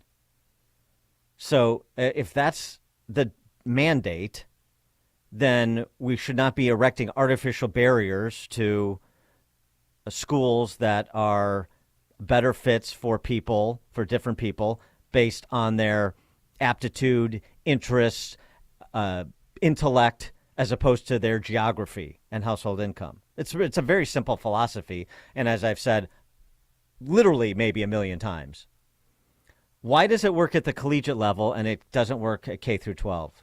I've never heard an explanation from the teachers' unions or their wholly owned elected officials. How come competition works at the collegiate level, but it doesn't work at K through 12? It works in every other sector of our society. Competition, public and private, all sorts of iterations of public and private. But for some reason, K through 12 should be exempt, they say. Why? It's clearly not a performance-based exemption. David in Winnetka. Brandon Johnson, I think is right, but who gives a damn? In other words, toughen up, man. He's right about what? Other kids feeling bad or feeling wrong. It's like the same thing with the participation trophy, but only in a school setting. And look how that thing worked for everybody. Do you know what I'm saying? Like, you got to toughen up. Well, it motivated some to be better, and then others just didn't try. Do we even have to discuss this? Why don't you apply it to sports? Why don't you apply the kid who runs the 4.240, have him wear ankle weights because nobody else on the team can run 4.240. So he's got to run a 4.6 just like everybody else, or a 5.0 just like everybody else. It's fascinating. Well, all this talk about sports and everybody loves their breads and circuses, and sports is the sort of the last, mostly meritocracy. And nobody wants to put ankle weights on the fastest kid on the field or, on the track team. Why not? Isn't it making the slower kids feel bad? Is this not obvious to everyone? And we tolerate it. We tolerate it. We tolerate this idiocracy. And we have for generations. Don't look at Brandon Johnson. Look in the mirror. Oh, Irish PM. He's back. She's becoming one of my favorite callers. Let's see what the Prime Minister of Ireland. It's nice that he takes the time to listen to the show and call from across the pond. Although apparently he He winters in Ogden Dunes, Indiana, which is odd. Prime Minister, Irish Prime Minister Kevin, and that's not the Irish Prime Minister's name, but we'll go with that as his nom de plume. Ogden Dunes, Indiana. Dan and Amy, it's a great and grand opportunity to talk to you this morning, but I have to say, we in Ireland believe in the woke business, and you're completely wrong. Your wonderful mayor there, Brandon, he is completely right. Shame on those selective enrollment students. Shame on them for doing the extra work. Shame on them for trying hard. It's a shame when they can get out of the tough life that they've led with the selective enrollment. It's just not fair. For shame. Shame on the whole place. Everybody must eat the same gruel. Please, sir, I want some more. Shame on you. Shame. Thank you, Irish PM Kevin. Dan and Amy, Chicago's Morning Answer. The more you listen, the more you'll know. This is Chicago's Morning Answer. Morning Answer on AM 560. The Answer. I've been taking Balance of Nature for several years, and I feel the energy level of 27. I endorse it, I believe in it, and I would recommend it. My name is Barbara, and I'm a registered nurse, and I take Balance of Nature. I really love gardening. I love being outdoors, and I love watching things grow. Gardening is just kind of an extension of enjoying nature. You get the sunlight, you get the breeze, you listen to the birds. It's the whole thing. I believe in Balance of Nature, and I really love it. Celebrate Christmas with us. Call 1-800-246-8751 or go to balanceofnature.com and sign up as a new preferred customer to get 35% off your first order plus a free fiber and spice supplement with free shipping and our money-back guarantee. Go to balanceofnature.com and get this exclusive holiday offer by using discount code CHICAGO.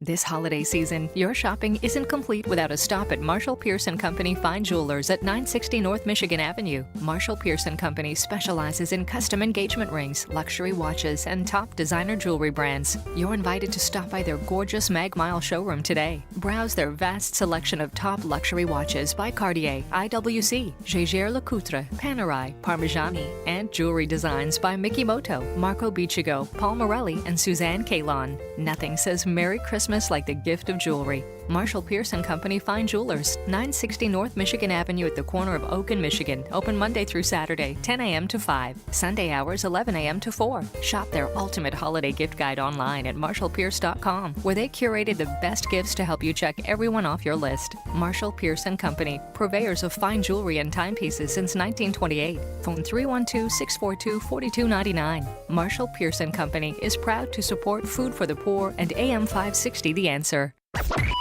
AM 560, The Answer. Did you watch the video we made yet from 2018? No, I can't watch it. Oh, I look like Christine Blasey Ford, by the way, which is not a good look for any woman. So I'd rather watch that apologizing in advance. that Senate staffer and his gay sex tape than that holiday tape that we made.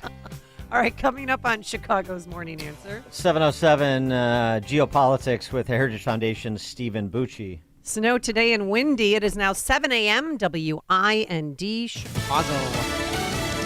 Imagine if this was a snowstorm a week before Christmas. I'm Dave Anthony, Fox News. The system pouring down now from Florida up to the northeast. In the nation's capital, in so many areas up and down the eastern seaboard, is incredible rainfall amounts. Fox Weather's Robert Ray in Washington says they got a foot of rain in South Carolina, causing some flooding. Other flooding in other areas could happen, too. These heavy winds, too, almost like a tropical storm in some areas, all the way from South Florida up the Georgia coast into the Carolinas. Nearly 400 flights canceled. FlightAware reports more than 500 delays, but that's nothing like last year's Christmas flight, Mayor. Southwest Airlines reaches a $140 million settlement related to the 2022 Christmas time flight cancellations that stranded nearly 2 million passengers at airports across the country due to winter storms affecting their hubs in Chicago and Denver, and their booking software couldn't handle the rescheduling tasks. Fox's Evan Brown. Defense Secretary Lloyd Austin is in Israel. He's expected to urge them to scale back the war in Gaza amid international calls for a ceasefire to protect Palestinian civilians after more weekend airstrikes. The Hamas-run Palestinian Health Ministry reports dozens of Gazans were killed. Local media reported that crews were still searching under the rubble for survivors.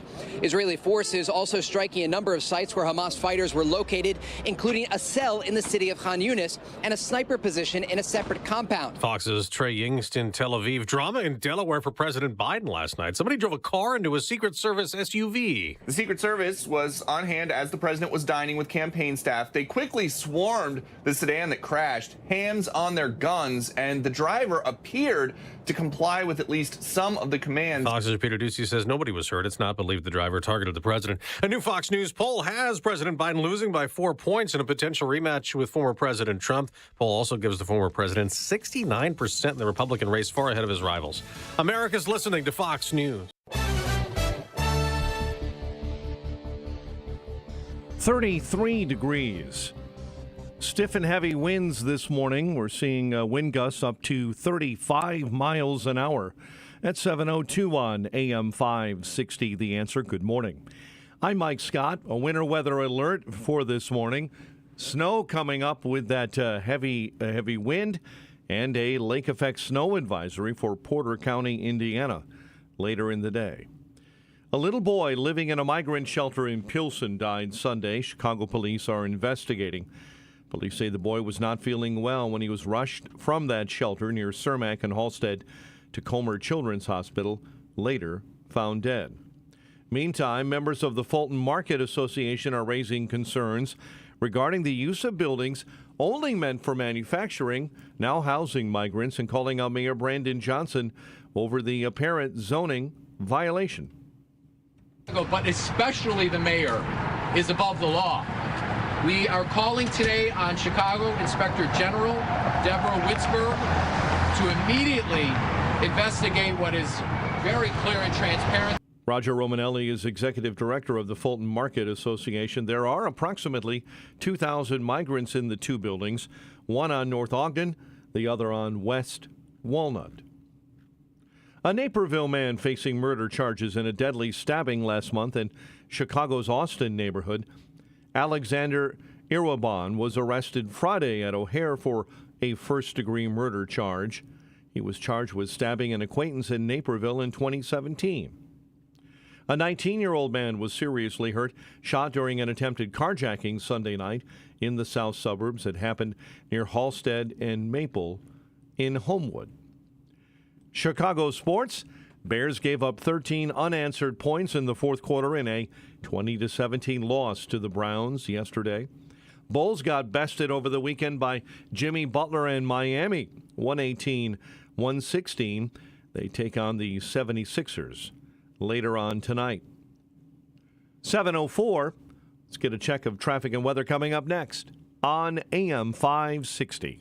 Get ready for a musical journey like no other when the Trans-Siberian Orchestra returns to Chicago this Christmas season on their spectacular annual holiday tour.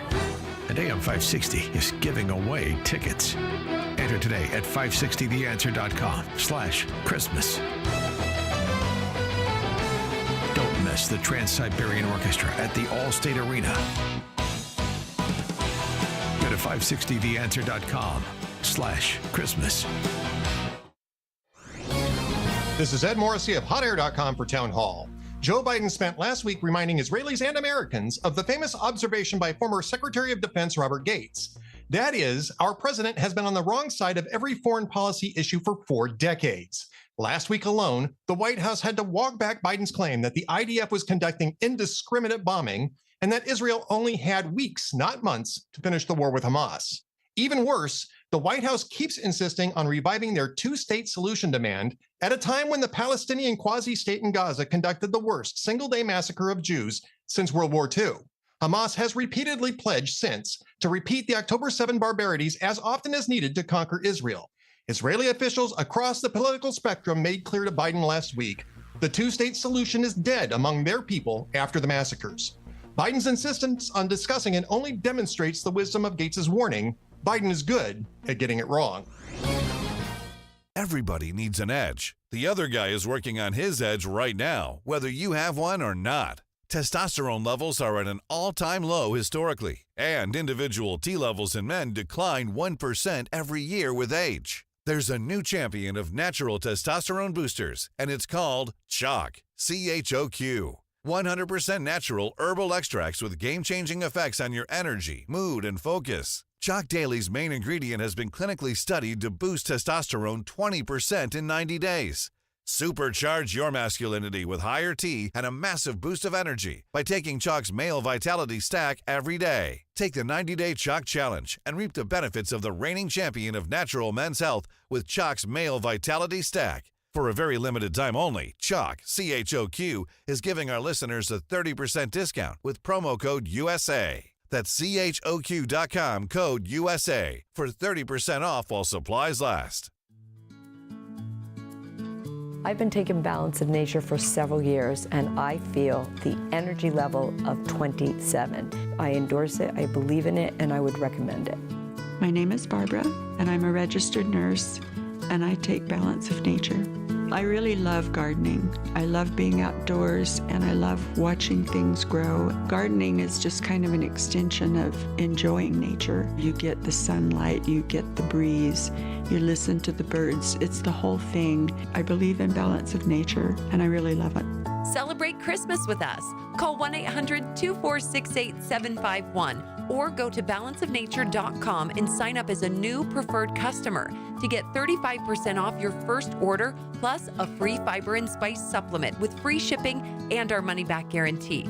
Go to balanceofnature.com and get this exclusive holiday offer by using discount code CHICAGO.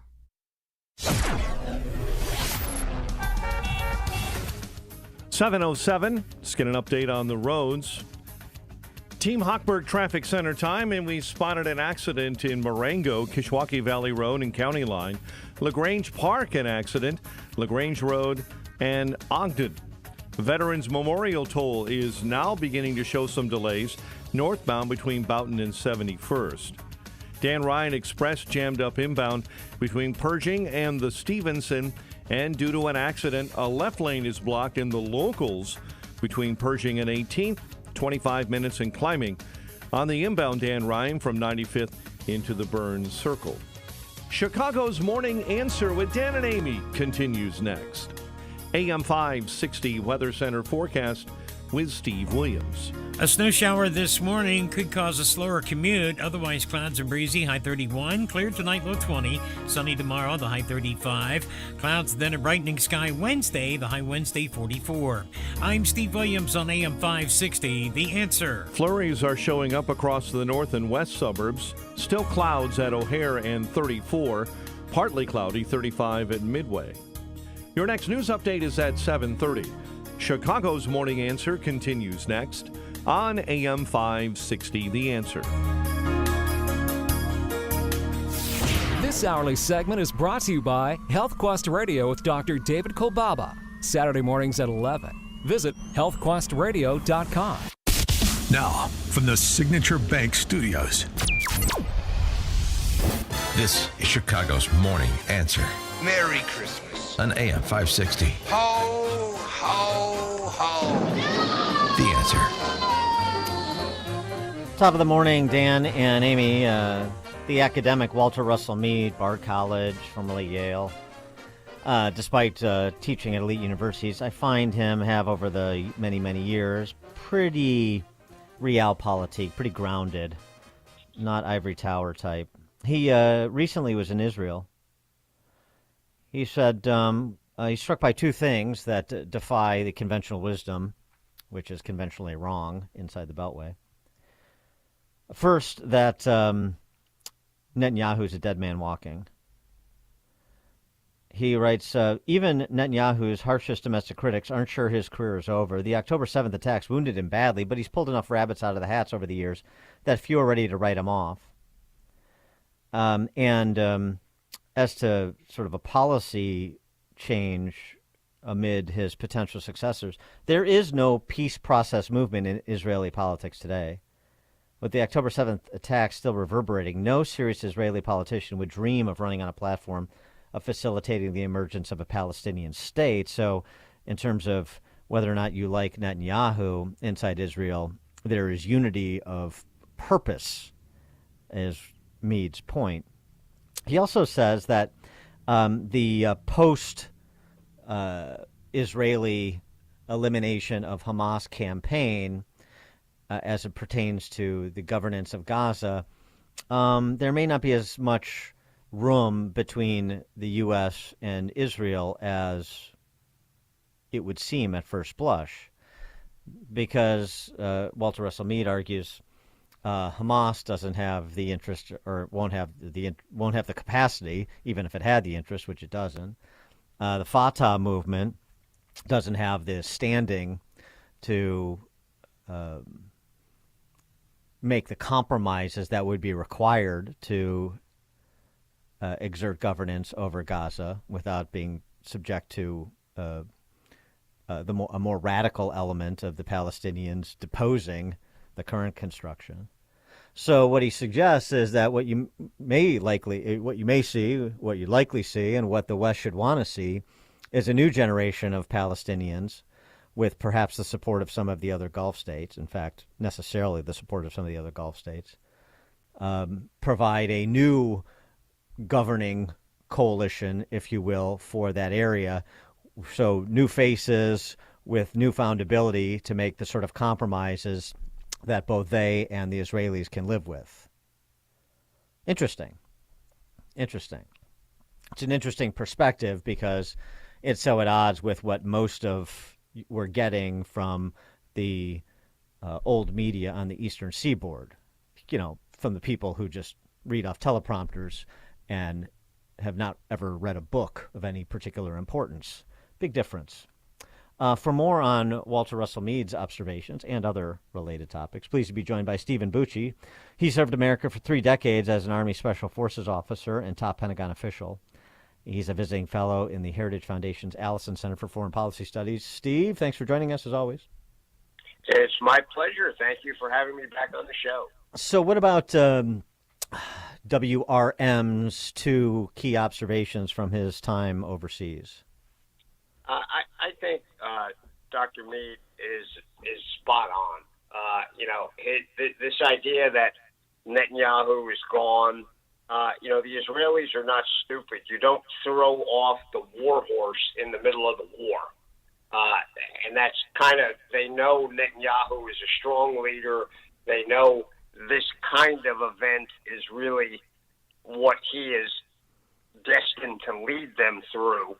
This is not a time for a peace candidate.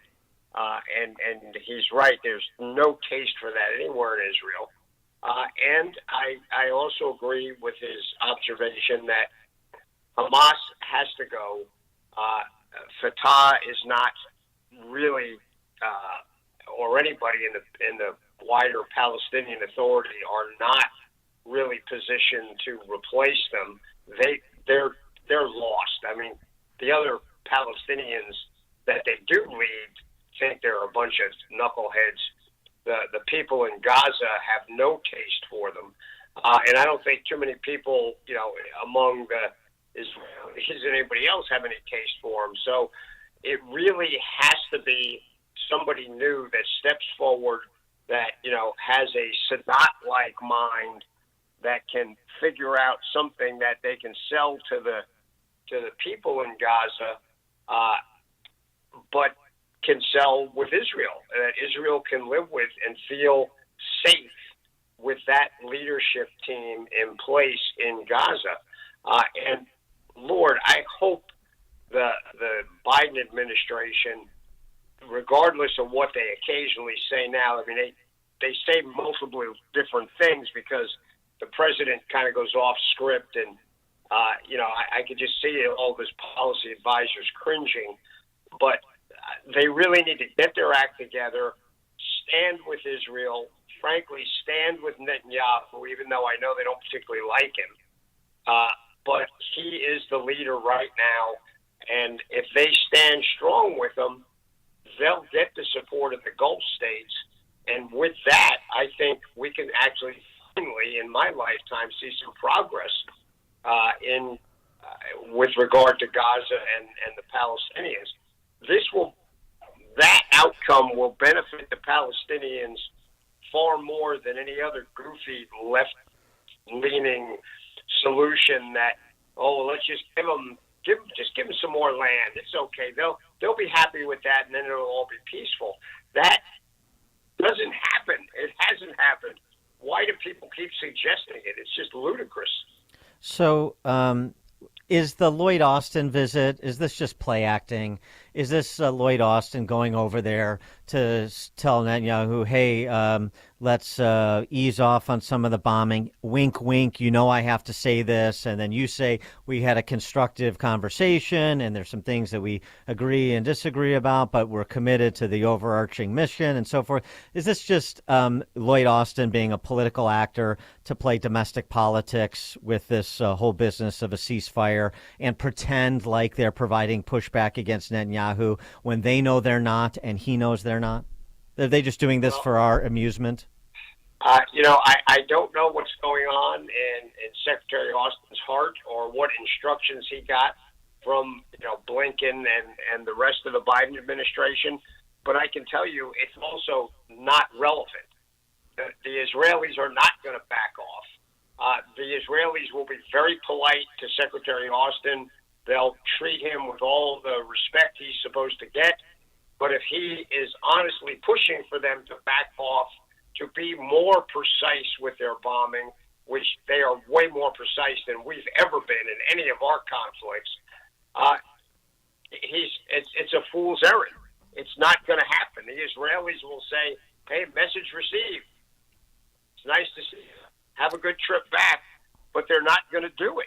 That's just not in the cards. So well, that's why I think this is, a kabuki theater, right? I don't believe that they believe they're going to impact Netanyahu. I don't believe that Netanyahu believes they believe they're going to impact him. I think it's all just a big show for domestic political considerations, namely their constituents who are lying on expressways around the country stopping traffic. Yeah, and that's why I say I don't know if the Biden administration is consciously saying we've got to do this just to, handle the loony left part of our party, but we don't really mean it. Or even if they did mean it, it doesn't matter. Israel's going to do whatever it wants to do because that's their responsibility to their people. Because what the public statements of the Biden administration are recommending, it's not tenable. It's not appropriate. It's not what the leader of Israel is going to be able to do, even if it was somebody besides Netanyahu. Now, late last week, President Biden met with Americans whose loved ones are still being held hostage. I don't know if that was just, a dog and pony show, but is there anything at all going on with negotiations to try and get American citizens back? I have to assume there is. I can't believe the Biden administration just saying, well, they're just Jewish Americans. Who cares? I just can't see them doing that consciously. But it's, the truth be told is every day that they're not released makes it less likely that they will be.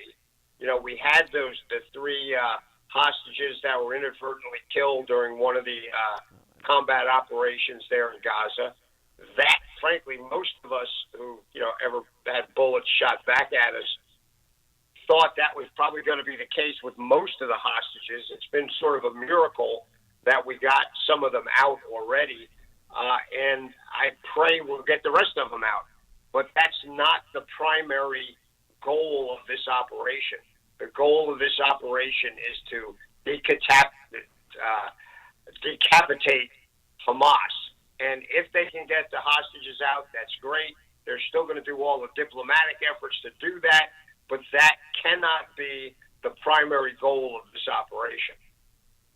For those who haven't had bullets shot at us, as you have, I mean, that the accidental killing of those three hostages is obviously getting a lot of press, and it's unfortunate, but assuming some of the details reported are true about being shirtless, having a white flag, arms raised, I mean, can you just give us like a practitioner's perspective on that sort of environment and how soldiers could be mistaken in that moment, how they could make that mistake?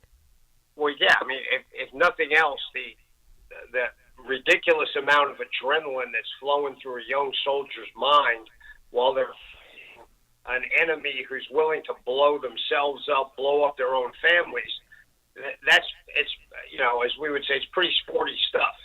and very dangerous, very quick decision-making requirements, and sometimes you make a mistake. This is why we have friendly fire incidents in war. Right. You see somebody, they're wearing the same uniform as you, but they're dirty. They're in a place you didn't think the good guys were already.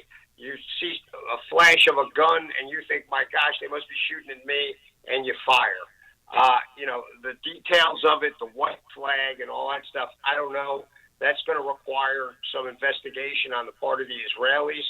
The Israelis, like the United States and like most of the Western countries, really don't like friendly fire incidents. We really do everything we can to eliminate them. Likewise, the killing of innocent civilians, and we investigate them when they occur to try and see if there was malfeasance. Was it just an accident that was something that, is just a horrible mistake? Or was it, somebody who decided, I'm not going to follow the rules. I'm going to shoot whoever is out there in front of me. That's not the way we fight. So when that latter case happens, it gets investigated and people get prosecuted. I wanted to get your reaction to something that Michigan Congresswoman named Debbie Dingell said on Meet the Press yesterday about the border. It just seems to me like this 30-second confused riff is precisely why we can't seem to do the basics when it comes to border security. Take a listen, see if you agree. What is your response when he says that the border is broken under President Biden? Border's been broken. It was broken under Donald Trump as well. Our immigration reform, we have needed comprehensive immigration reform for decades. Let me also say, you've got small businesses clamoring for people. We've got caregiving, which is in desperate shape, and we need to bring some of these people need to be immigrants, but we don't want illegals. We don't want other people coming in. We don't want drugs coming across our border. We need a balanced, comprehensive immigration policy. So we need the people coming in, but we don't need the bad people coming in. I don't really have an idea about how that should, what sort of system that should look like, so we can't do anything. It's the whole, if I can't serve every constituency simultaneously, then I'll serve none. Yeah, this is, she takes some elements of truth in her statement. Our immigration system is broken. It has been broken for decades. People who try and follow the rules take 5, 8, 10 years to get in here, and people who decide just to walk across get, a free pass, a phone, and a driver's license, plus funding. So it does need to be fixed. But the difference is that people like Congresswoman Dingell think fixing means you just open the borders, let everybody in. Others of us think Congress needs to actually do its job, pass new laws, and then enforce those laws.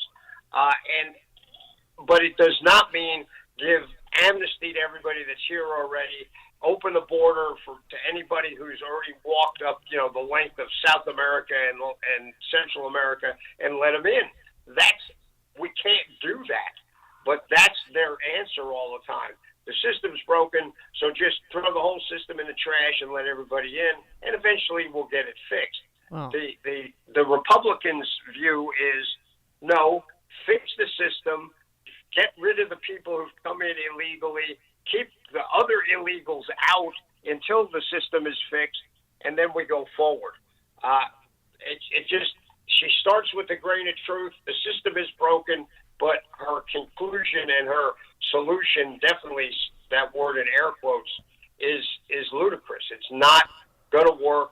It's just a trope to open the borders some more, which will not work and will actually hurt us tremendously. And what do you know about those 10 IEDs that were discovered along the border in Tucson? I mean, that could be deadly for U.S.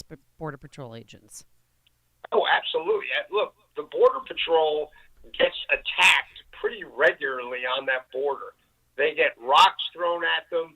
They have people that fiddle with the roads that they drive on to try and get them to fall down some of the very large, wadis and stuff that we have along the border that are like incredibly deep drop-offs.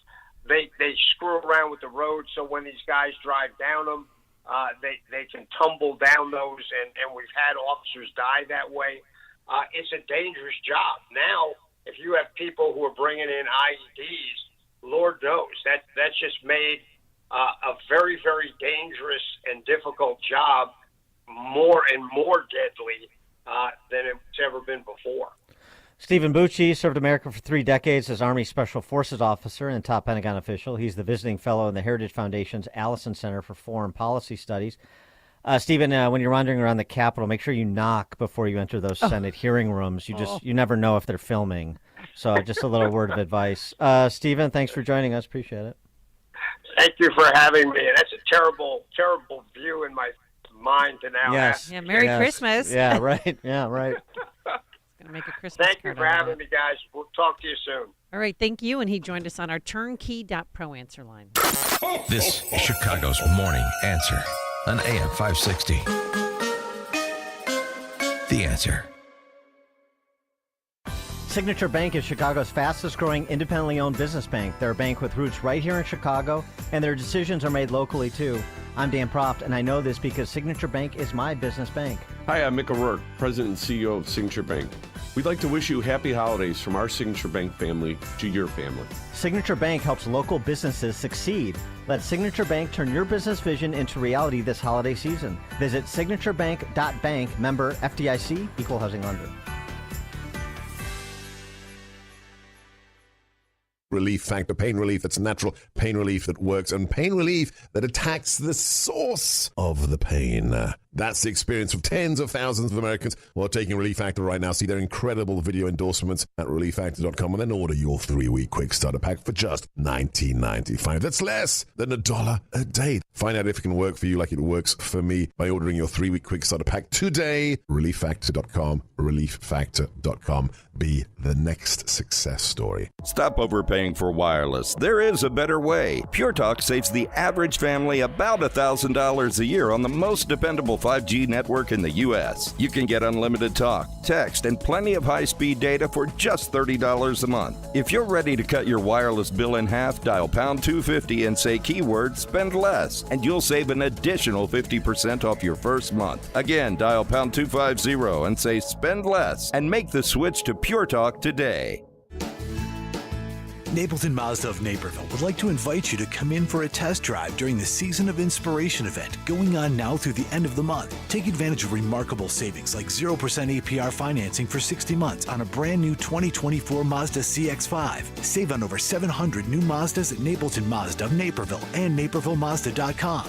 Offer to qualified buyers through Mazda Financial Services. 0% APR equals $16.67 per $1,000 finance. Expires 12/31/23.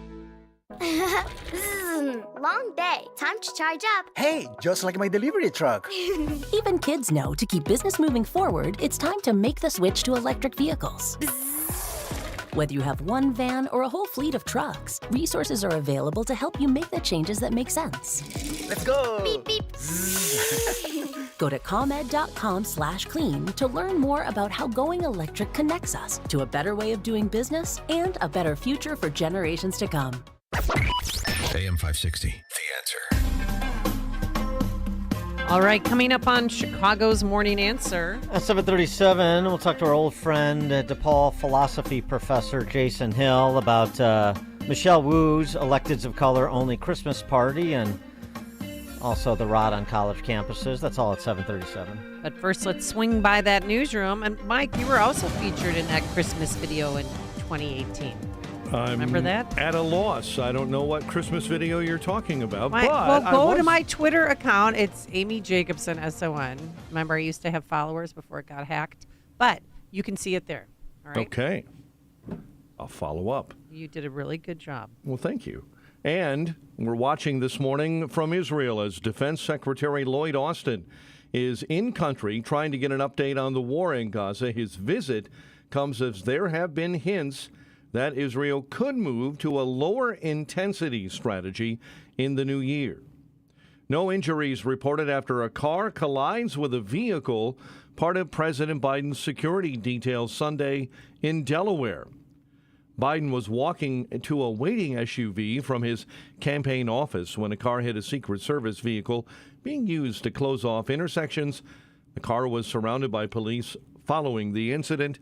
There was no threat to the president or the First Lady. Confederate Memorial is currently being moved from the Arlington National Cemetery. The cemetery says the statue will be gone by the end of the week, in spite of opposition by Republican members of Congress and Virginia Governor Glenn Youngkin. Chicago-based Quaker Oats is recalling more than 24 types of granola bars and cereals, all over a possible salmonella contamination risk. The various products have been sold in the U.S., Puerto Rico, Guam, and Saipan. Company saying consumers should throw out any of the affected products they find in their homes and should call Quaker Oats Customer Relations. There is a winter weather alert this morning for the greater Chicagoland area and northwest Indiana, and a wind and snow advisory for Porter County, Indiana, from lake effect snow. A little boy living in a migrant shelter in Pilsen died Sunday. Chicago police are investigating. They say the boy was not feeling well and was taken from that shelter, Cermak and Halstead, to Comer Children's Hospital and later pronounced dead. A Naperville man is now facing murder charges after a deadly stabbing last month in Chicago. Police say Alexander Irabon was arrested at O'Hare Airport on a first-degree murder charge. He's accused of stabbing another man to death on November 14. He was charged with stabbing an acquaintance in Naperville in 2017. Chicago sports, Bears fall flat as they take on Cleveland in Cleveland and lose in the final minute 20-17 yesterday. AM 560 news time is 7:33. We'll have a check of the roads coming up in 2 minutes on AM 560. Would you like to have your mortgage or rent paid for all of 2024? Yeah, that sounds like a Christmas miracle, doesn't it? Well, that's exactly what AM 560, The Answer, wants to do for you. Go to 560theanswer.com/miracle to enter our Christmas Mortgage Miracle Contest. Enter once per day, every day, between now and December 20th, and you can have your rent or mortgage paid for all of next year. Go to 560theanswer.com/miracle.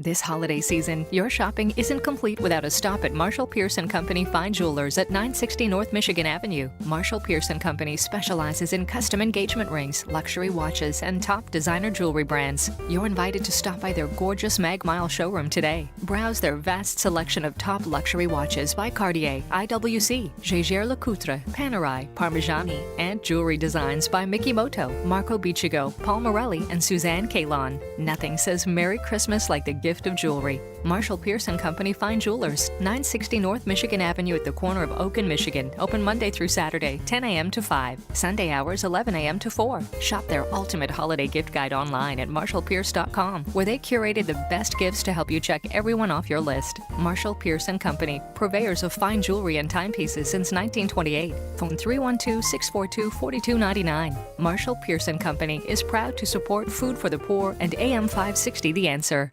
Urgent Camp Lejeune settlement message. On September 6th, the government announced it will soon begin providing fast, guaranteed settlements to Camp Lejeune Marines, families, and civilians. Awards will range between $100,000 and $550,000, with an option for higher amounts. If you or a loved one spent time at Camp Lejeune and suffered cancers of the bladder, liver, or kidneys, leukemia, non-Hodgkin's lymphoma, Parkinson's, or kidney issues, you may qualify for compensation and could be paid within 60 days after accepting your settlement, with your VA benefits fully protected. You may be entitled to a significant financial award for your Camp Lejeune claim, but you must act now. Call the James Harris Law Camp Lejeune helpline now to get the compensation you deserve. We're already fighting for thousands harmed by the water at Camp Lejeune. Call now or you may forever lose your right to be awarded a settlement between $100,000 and $550,000. For your free evaluation, call 800-299-7878. That's 800-299-7878. 800-299-7878.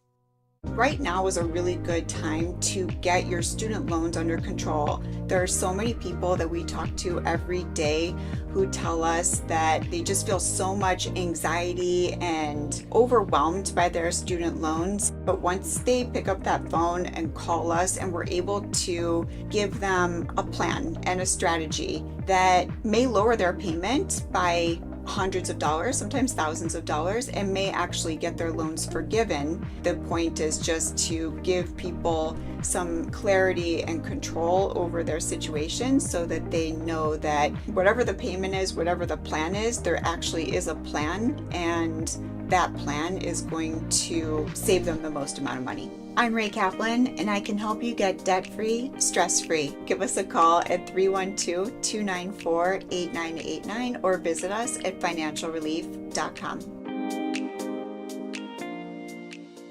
Make the hiring process work for you. With Indeed's end-to-end hiring solution, you can attract, interview, and hire candidates all from one place. Start at Indeed.com/credit. 737. Let's get an update on the roads from our Team Hochberg Traffic Center. This update is service of the AM 560 Advantage, where membership has its privileges. Join today at 560theanswer.com/join. We'll start at the top. Eden's outbound delayed. Montrose up to Niles Center. Kennedy 30 minutes. O'Hare into the Burns Circle interchange. Kennedy outbound jam solid between Lawrence and Sayre. The inbound Ike 45 minutes. 390 into the old post office. Stevenson inbound jam solid right at that ramp to the inbound Dan Ryan. It's backing up to Damon, and it's 42 minutes into DuSable Lakeshore Drive. Chicago's Morning Answer with Dan and Amy continues next. AM 560 Weather Center forecast. Snow showers through the area this morning. High 31. Tonight clear and a low of 20. Plenty of sunshine tomorrow. High 35. Currently clouds and 32 at O'Hare. 34 in clouds at Midway. Clouds and 33 along the lakefront. Your next news update is at 8. Chicago's Morning Answer continues next on AM 560, The Answer. Now, from the Signature Bank Studios, this is Chicago's Morning Answer with Dan Proft and Amy Jacobson. Only the biggest stories, only the biggest guests, and only the biggest opinions. This is AM 560, The Answer. Top of the morning, Dan and Amy. Michelle Wu is the mayor of Boston by way of Barrington High School. But she went from Barrington High School to Harvard. And now as mayor of Boston, she's applying what she learned at Harvard, like neo-segregation. This story that made news last week about a holiday party for elected officials of color only, electeds of color. And the invite was accidentally sent to a honky who raised the issue of an electeds of color only Christmas party, and the controversy ensued. Last week, Michelle Wu defending the segregated holiday party.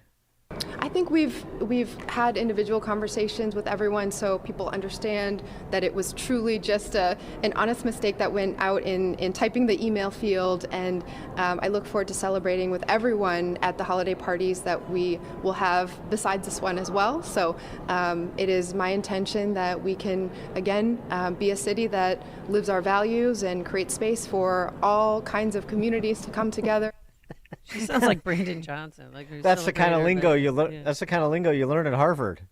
They're all the same. Yeah, she's riffing right off of Claudine Gay from her House testimony. This little thing, she's just mad she got caught. See, she made the mistake of sending it to 7 white members on the council, and that's how that happened. But it reminds, reminiscent of Mayor Lightfoot when she said, after her first year in office, she would only talk to black reporters.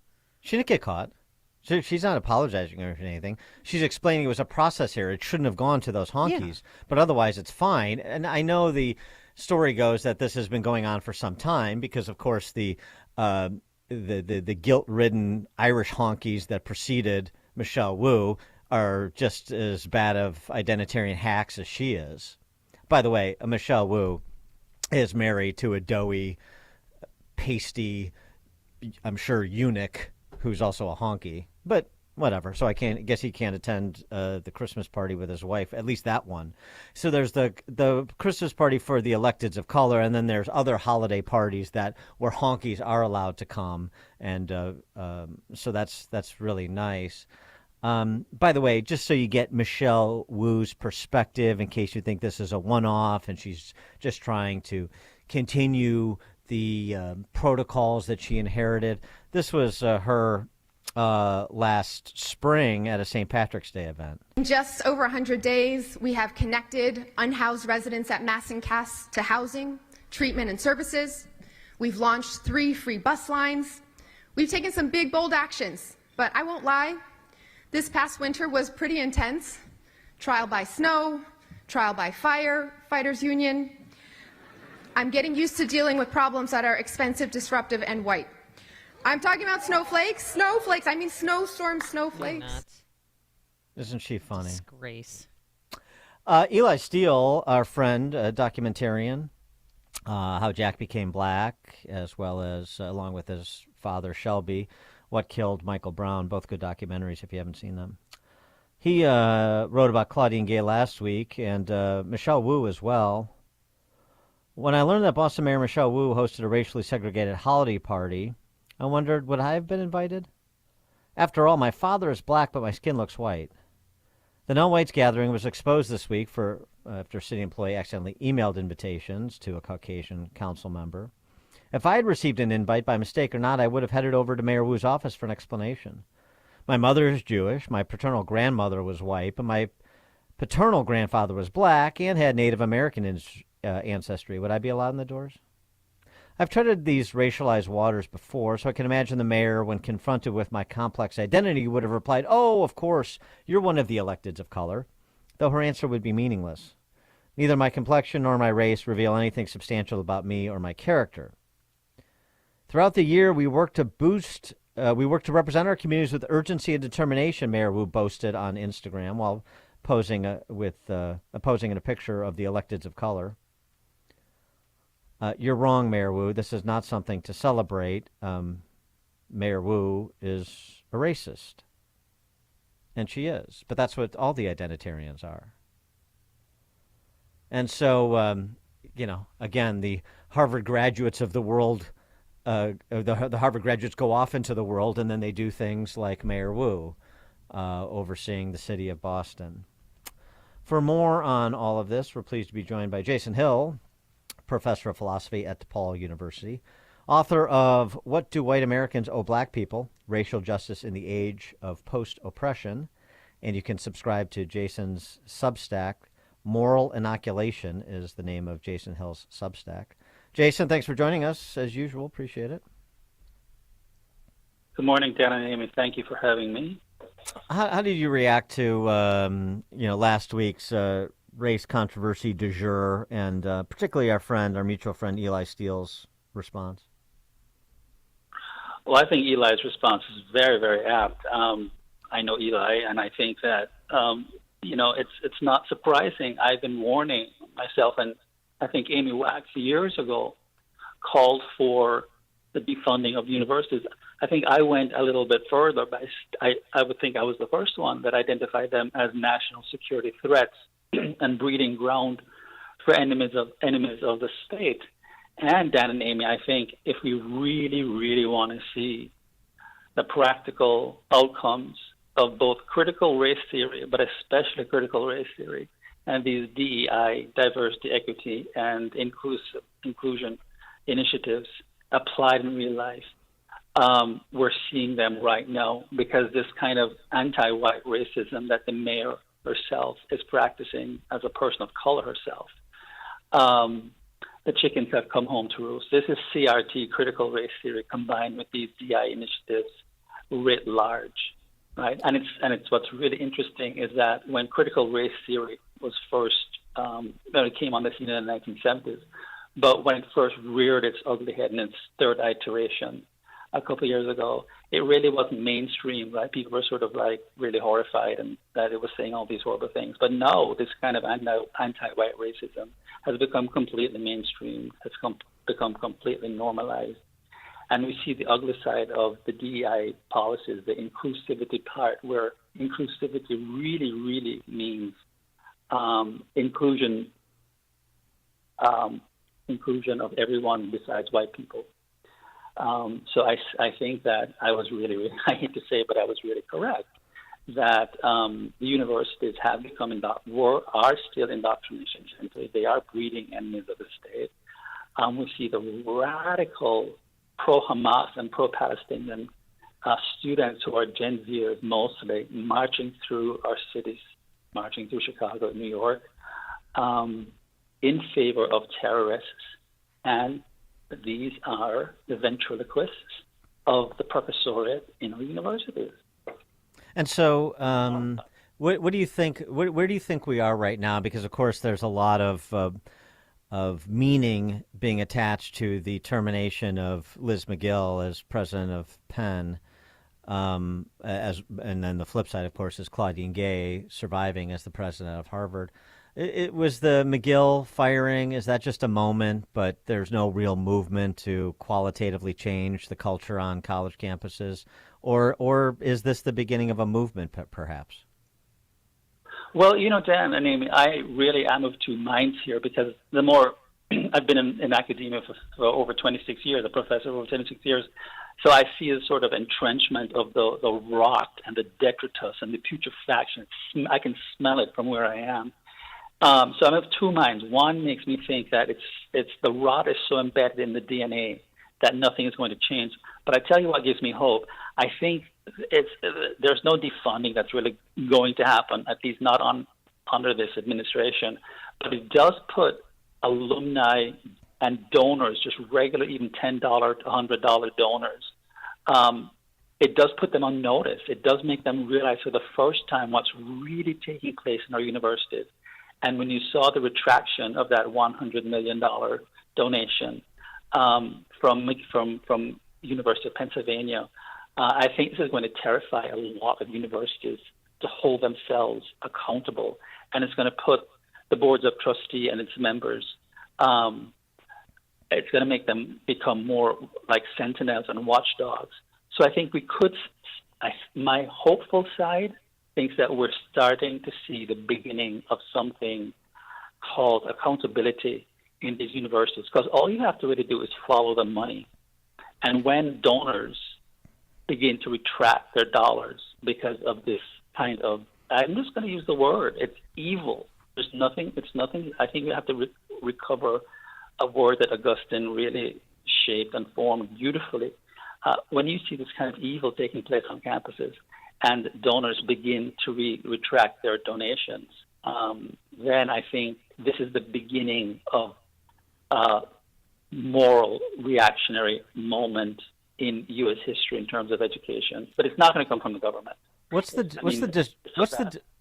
distribution of power on campus, generally speaking? I mean, from your own experience as well as your understanding of college campuses writ large. And I ask because there's a great story out in College Fix, I think, in the last couple of days. Northwestern, my alma mater, it's in the news, so that means the value of my degree will be declining again.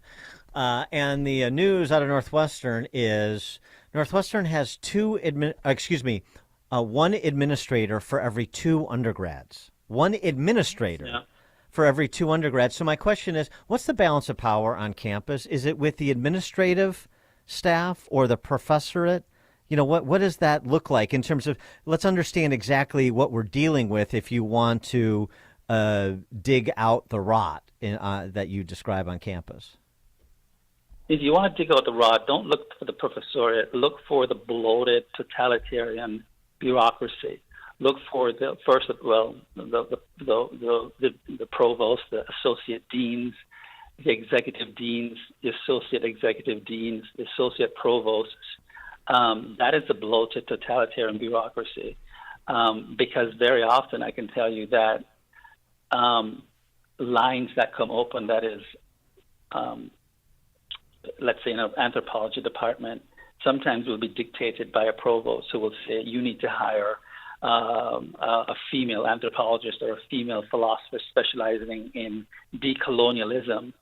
And the department may not specifically have a need for such a person, but there's an agenda in the university. The university has a DIE quota to fill, and the department really has no need for that person. But the bloated administrative personnel, it might be the provost, it could be coming from the dean of the college, has an agenda, and the agenda is to trans the university a little bit more, make it more trans-friendly, or to have more, make it more LGBT friendly, or to have it just be more inclusive or diversified, where we're not talking about diversity of thought. We're talking about making it more Marxist-oriented. So the professoriate and the students are ventriloquists, and the professoriate are the sort of the purists who do the dirty work of indoctrinating the students. But in terms of the real power structure, we're talking about administrators, we're talking about provosts and deans and associate deans who are paid enormous salaries, who actually are responsible for the exorbitant fees, partially responsible for the exorbitant fees that students are charged. We're talking about hundreds of thousands of dollars that deans and provosts are paid. And then their minions, the associate provost, and then the executive provost, and every dean, associate dean has an assistant working under him or her. So that's the distribution of power as I've seen it on campuses. Well, what do you think? Don't you think parents should have a say in this too? I mean, especially when they're coming home, for Christmas break now or for the holidays, that they should talk to their kids, like, what is going on at your campus? Well, Amy, I think now parents are having a say. I think before, right, I used to get calls from parents, and the calls were, these were far and few in between. The calls were really, Professor Hill, respectfully, how come Jimmy didn't get an A in the class? Because the parents, like the students, were really great grubbers, right? Because these resumes were being written, their children's resumes were being written in utero, and they were highly overly scheduled children. So from the parents pregnant, the resumes were being written for the children to get into Harvard. They didn't get into Harvard, they got into DePaul. So now with all this critical race theory and all the mayhem that's taking place, parents are taking advantage. Why? Because as I like to say, the diploma that you get, I used to tell my students, the difference between yourself and the kids at Harvard is that the kids at Harvard have better connections on the ski slopes. But qualitatively, they're not that smarter than you are. They just have better connections than you do. And your diploma is now qualifying you to be a floor manager at Walmart or Walgreens. And this is coming home to parents who are paying $40,000 a year or $50,000 or whatever they pay at other universities. I know at DePaul they pay about $38,000 to $40,000. And realizing that they're in debt for a college diploma that qualifies their students, their children, for nothing more than middle management, right? So I think now we're going to, by the way, I think what should happen is that universities should be sued, right? There should be more lawsuits, and we are going to see more lawsuits coming forward. And that's going to also have universities be held accountable. And also another thing, Dan and Amy, that I think is going to help the situation is that we're going to see the closing down of useless departments like gender studies, like queer studies, like Black and African diasporic studies. These are programs. These are not legitimate fields of inquiry. I'll get in trouble for saying that. Who cares? I'm in trouble already. I've always been in trouble since I was a graduate student. You think that? Wait, you think they're really going to get shut down? I mean, that won't happen without incident. Well, I think as fewer people major in these useless programs and realize that there are no jobs for these diplomas, and that fewer and fewer people can take these studies. There was a time when people would major in these disciplines for self-enrichment purposes or for self-enhancement, what they would call, I hate this word, self-actualization, reasons that they no longer have. You no longer have the luxury of doing that when you're paying $40,000 or $50,000 or $60,000 for that type of degree. Condoleezza Rice did that at Stanford. I've done a lot of research on this woman. She did that at Stanford. One of the first things she did as provost, so she shut down like ethnic. Well, it was reopened after she went on to become national security advisor. But she shut down a lot of these ethnic studies and gender studies, or she morphed them. So I think from a fiscal point of view, I think that is going to happen at a lot of universities because, I mean, you see it happening in modern languages where fewer and fewer people are majoring in Portuguese and German and so on in these programs. That's something we'll watch. Professor Jason Hill, professor of philosophy at DePaul, author of What Do White Americans Owe Black People? Racial Justice in the Age of Post-Oppression. You can subscribe to Professor Hill's Substack. It's entitled Moral Inoculation. Moral Inoculation is Jason Hill's Substack. Professor Jason Hill, thank you as always for joining us. Appreciate it. Thanks, Dan, Amy. Thank you. Thank you. And he joined us on our turnkey.pro answer line. This is Chicago's Morning Answer on AM 560. Merry Christmas, you filthy animal. The Answer. Signature Bank is Chicago's fastest growing independently owned business bank. It's a bank where relationships still matter. I'm Dan Proft, and I know this because Signature Bank is my business bank. And this is Brian Duncan, co-founder of Signature Bank. We wish you the very best this holiday season from Signature Bank, Chicago's business bank. Signature Bank helps local businesses succeed. Let Signature Bank turn your business vision into reality this holiday season. Visit signaturebank.bank. Member FDIC, Equal Housing Lender. This is a special alert to all Americans who own a vehicle with less than 200,000 miles with an auto warranty about to expire or with no warranty coverage at all. Due to a decline in the economy, CarShield is announcing a low-cost month-to-month vehicle protection plan that is now available to the public to save any driver out-of-pocket expenses on future auto repairs. Call now to find out how you can pay almost nothing for covered auto repairs. Yes, you heard that correctly. Pay almost nothing for covered auto repairs. An open phone line has been established for all drivers to call for a free quick quote. Call 800-353-2973 now. Drivers who are covered will not have to pay for covered repairs again. This protection plan is at an all-time low. Additionally, drivers who activate this vehicle protection today will also receive free roadside assistance, free towing, and car rental options at no additional cost. Call us for your free quick quote today. 800-353-2973. That's 800-353-2973. What do you have to lose? Call 800-353-2973. Again, 800-353-2973. Do you have a home remodeling project you'd love to get done? This is your opportunity to lock in this year's pricing with Chicago's Design Build Dream Team. Forever Remodeling is now offering exceptional savings. Simply sign on by December 31st to avoid any price increases next year. At Forever Remodeling, their expert designers and installers will turn your dreams into reality. Act now and you'll not only protect yourself from future price increases, but also beat the rush and secure a preferred spot in their schedule. Call 847-809-3355 or visit foreverremodeling.com. Highly skilled to design and build. AM 560, The Answer. All right, coming up on Chicago's Morning Answer. Is Nikki Haley closing on Trump in New Hampshire? Do we have the prospect of a real GOP primary after all? We'll start there with Scott McKay from the Hayride at 8:08. But now let's head into that newsroom. Here is the one and only Mike Scott. Did you see the video yet, Mike? Not yet, no. Get on your Twitter, please. We are busy in the newsroom here with a winter weather alert this morning. Wind and a snow advisory for Porter County and northwest Indiana. Wind gust already at about 35 miles an hour officially. A little boy living in a migrant shelter in Pilsen died on Sunday. Chicago police have more. Meantime, the Cook County Medical Examiner's Office right now is releasing new details about a 15-year-old found dead in a burning vehicle. Sunday not great for the Bears and a loss to the Browns.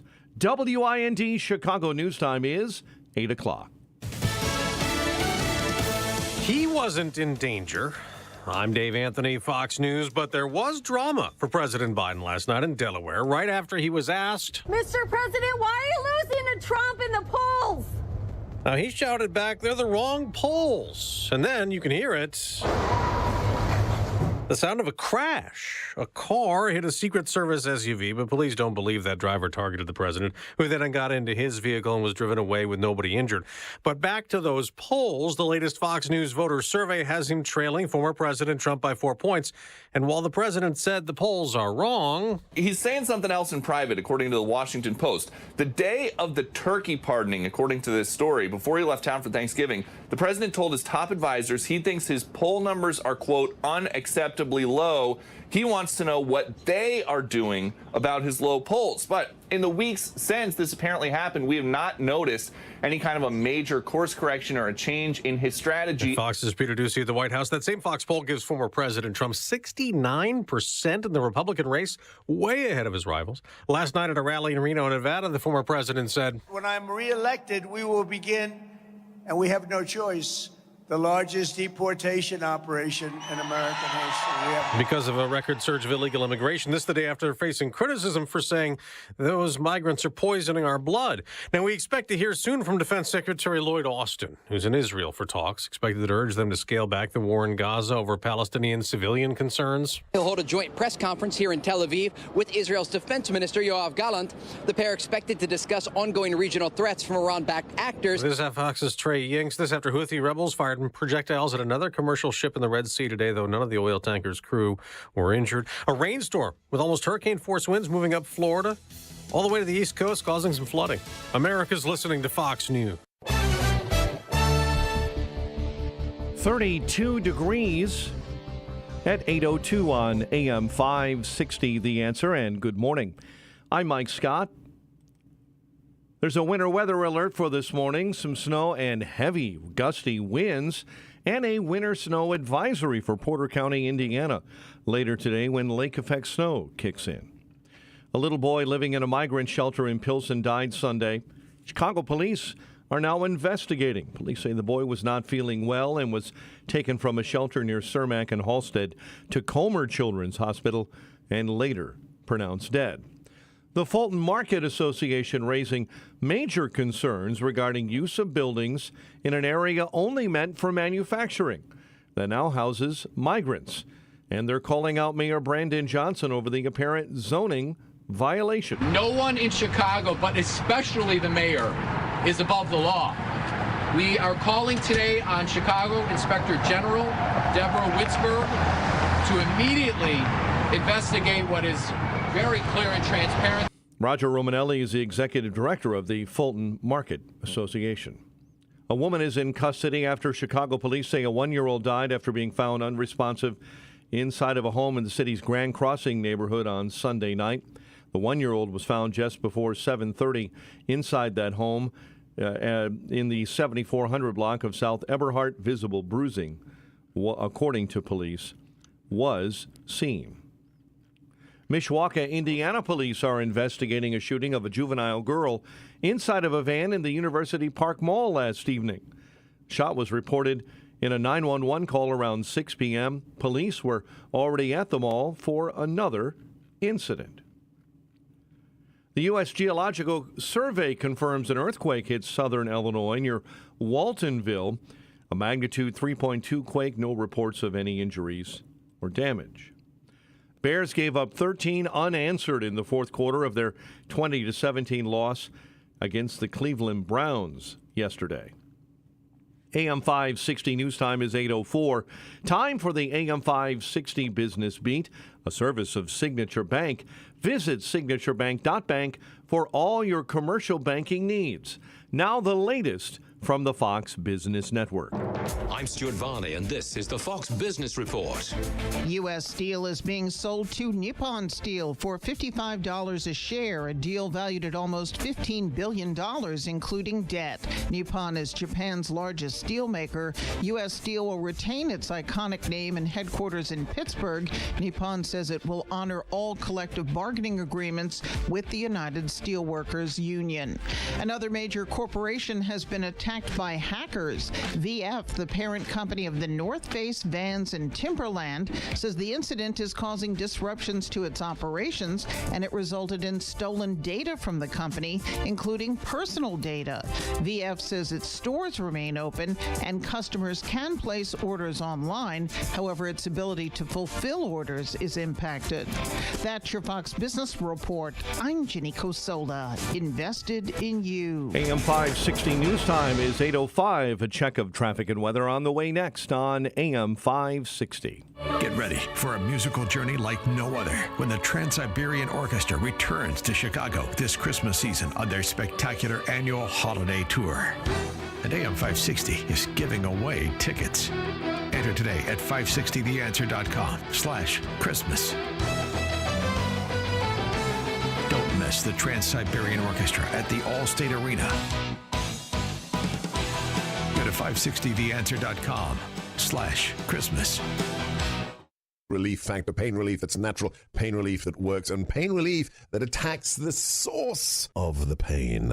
That's the experience of tens of thousands of Americans who are taking Relief Factor right now. See their incredible video endorsements at relieffactor.com and then order your 3-week quick starter pack for just $19.95. That's less than $1 a day. Find out if it can work for you like it works for me by ordering your 3-week quick starter pack today. relieffactor.com, relieffactor.com. Be the next success story. From director George Clooney. Well, what's that about making some money? Yeah, the rowing team. You get a part-time job and a cheap place to live. This Christmas. Come on, boys. That bunch of kids rode like no one else that's ever come through here. Based on the inspiring true story. We have a boat strong enough to qualify for an Olympic spot. Well, lay it down, Coach. Of the underdogs who made history. The Americans have the 1996 Olympics. Row for your country. Row for each other. The Boys in the Boat. Only in theaters Christmas Day. Rated PG-13. Some material may be inappropriate for children under 13. The holidays. Back again. Visiting with family and friends this time of year can bring great joy and happiness. But it also can unfortunately bring stress, hypertension, and overeating, all of which can make your blood pressure skyrocket. High blood pressure is one of the world's leading risk factors for death and disability, and often leads to stroke, heart attack, and kidney damage. That's why Chicago's very own Ira Antelis developed 120 Life, a juice drink and powder that lowers your blood pressure naturally. I'm drinking it, I love it, and it works like a charm for me. And for those with diabetes, the powdered form of 120 Life has just 1 gram of sugar. If you suffer from high blood pressure around the holidays or whenever, give 120 Life a try. It's a fantastic alternative to pharmaceutical drugs. Order today at 120life.com. That's 120life.com. Use coupon code LIBERTY at checkout. Save 15%.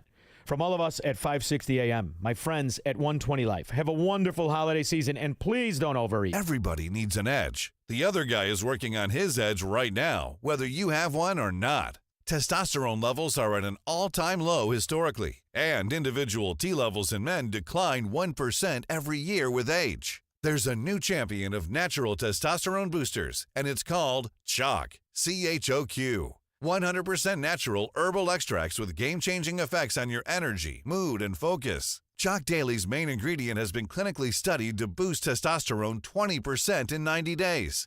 Supercharge your masculinity with higher T and a massive boost of energy by taking CHOQ's Male Vitality Stack every day. Take the 90-day CHOQ Challenge and reap the benefits of the reigning champion of natural men's health with CHOQ's Male Vitality Stack. For a very limited time only, CHOQ, C-H-O-Q, is giving our listeners a 30% discount with promo code USA. That's CHOQ.com, code USA, for 30% off while supplies last. 8:09 on AM 560, The Answer. Let's get an update on the roads in the Team Hochberg Traffic Center. Wheaton, an accident. Main and Jefferson. Naperville, an accident. Deal and Freedom.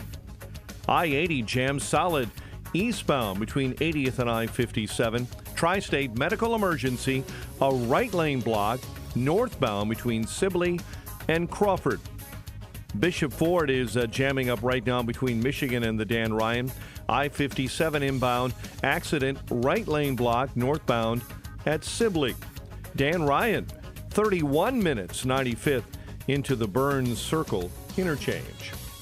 Chicago's Morning Answer with Dan and Amy continues next. AM 560 Weather Center forecast with Steve Williams. A snow shower this morning early, otherwise clouds and breezy. High today 31, clear tonight low 20, and then sunny for tomorrow, the high 35. Clouds followed by a brightening sky on Wednesday, the high at 44. I'm Steve Williams on AM 560, The Answer. 32 O'Hare, 34 Midway, where the current wind gust is at 21. Northerly Island this morning, 33, with a wind gust of 25 miles an hour. Your next news update is at 8:30. Chicago's Morning Answer continues next on AM 560, The Answer. Now, from the Signature Bank Studios, this is Chicago's Morning Answer Merry Christmas. on AM 560. Ho, ho, ho. The Answer. Top of the morning, Dan and Amy. The pollster that I've used a lot over the last 20 years in political campaigns, Tony Fabrizio Lee, sat down with the Wall Street Journal to talk a little bit about the polling at present, what the landscape provides in terms of 2024, with the look ahead. I mean, understanding where we stand today, things can change. But where we are today, says Tony Fabrizio, we're at a point where the mood in America is very, very sour, pretty much universal. When you look at people's angst, particularly economic angst, you realize there's a disconnect between what was just shown on the top of the fold, that the economy is doing well, low unemployment, market returns. What you show there with the macro numbers and what they're experiencing at the micro level when they're going grocery shopping or buying gasoline or trying to apply for a home mortgage. When you look at where Biden has deteriorated, said Fabrizio, it's been largely weighed down by the economic concerns that people have. The sentiment really is not improving. If anything, it's gotten slightly worse. Despite all the good news out there, they're not feeling it on a day-to-day basis. And he goes on to say, the party out of power is the one that takes the lead on the wrong track number. But here, when you look at younger Democrats, particularly Democrats under the age of 50, they're way more sour about the direction of the country, and particularly these economic measures, Bidenomics, than their older brethren in the Democratic Party. He's asked about the 92 campaign in terms of a comparison. By the time the George H.W. Bush's reelection had rolled around in 92, the economy was growing at a 4% annual rate. So how did Clinton win? Well, ultimately, voters didn't believe it. Fabrizio said, there's another measure we asked in the survey, your personal financial situation. It's significantly underwater by about 30 points in the survey. That's where the rubber meets the road.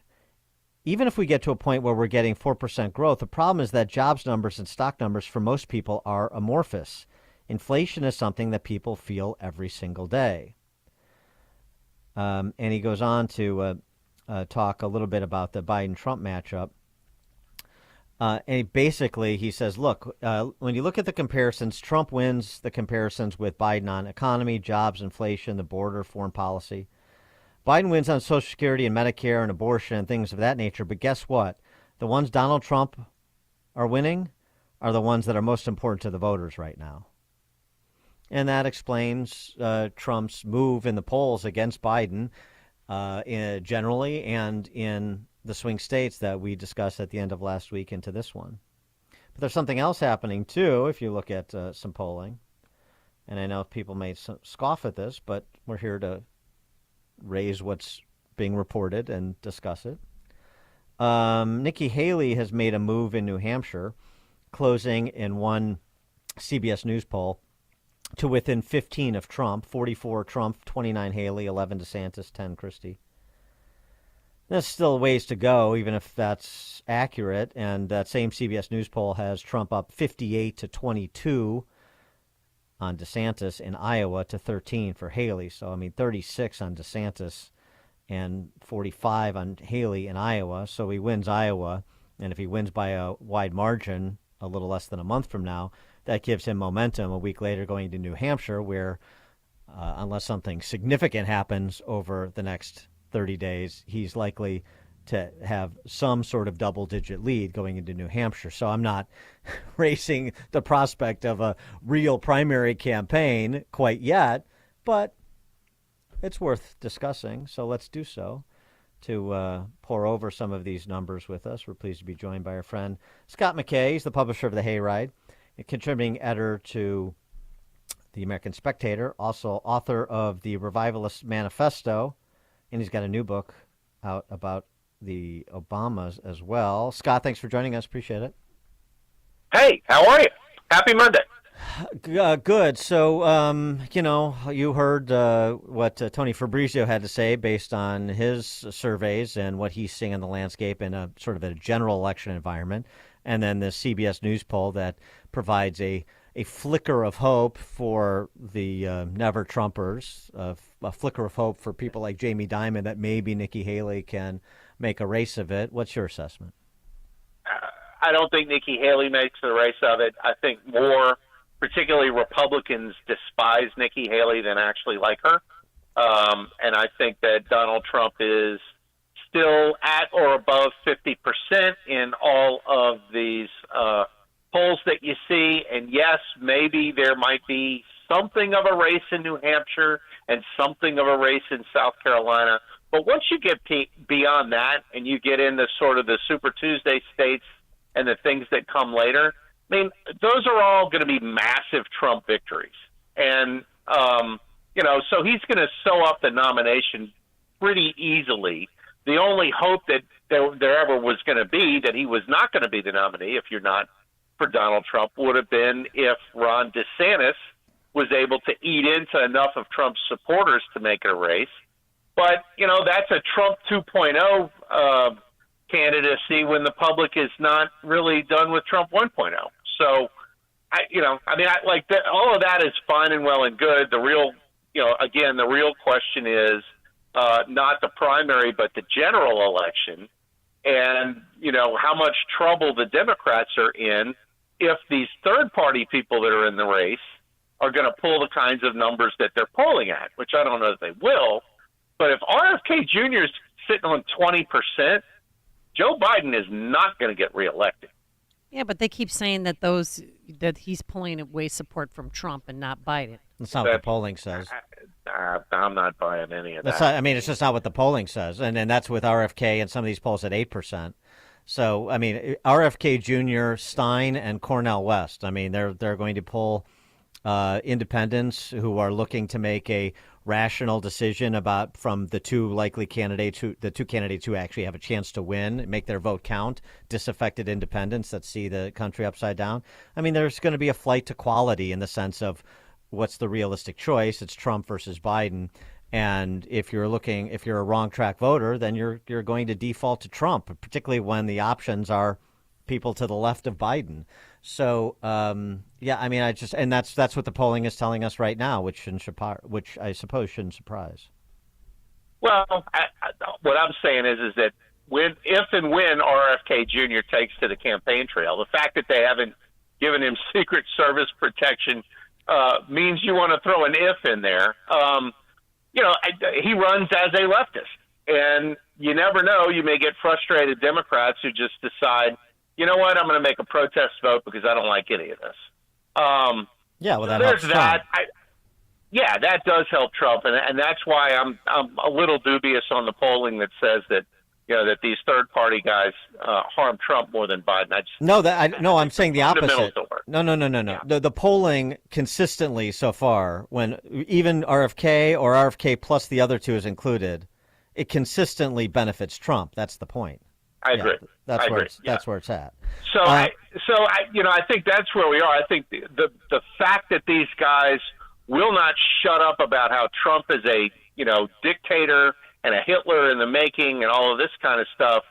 I'm wondering if maybe that with the legal stuff not really having the effect that they wanted to, maybe now they're calling all the James Hodgkinsons out to chase Trump around with rifles.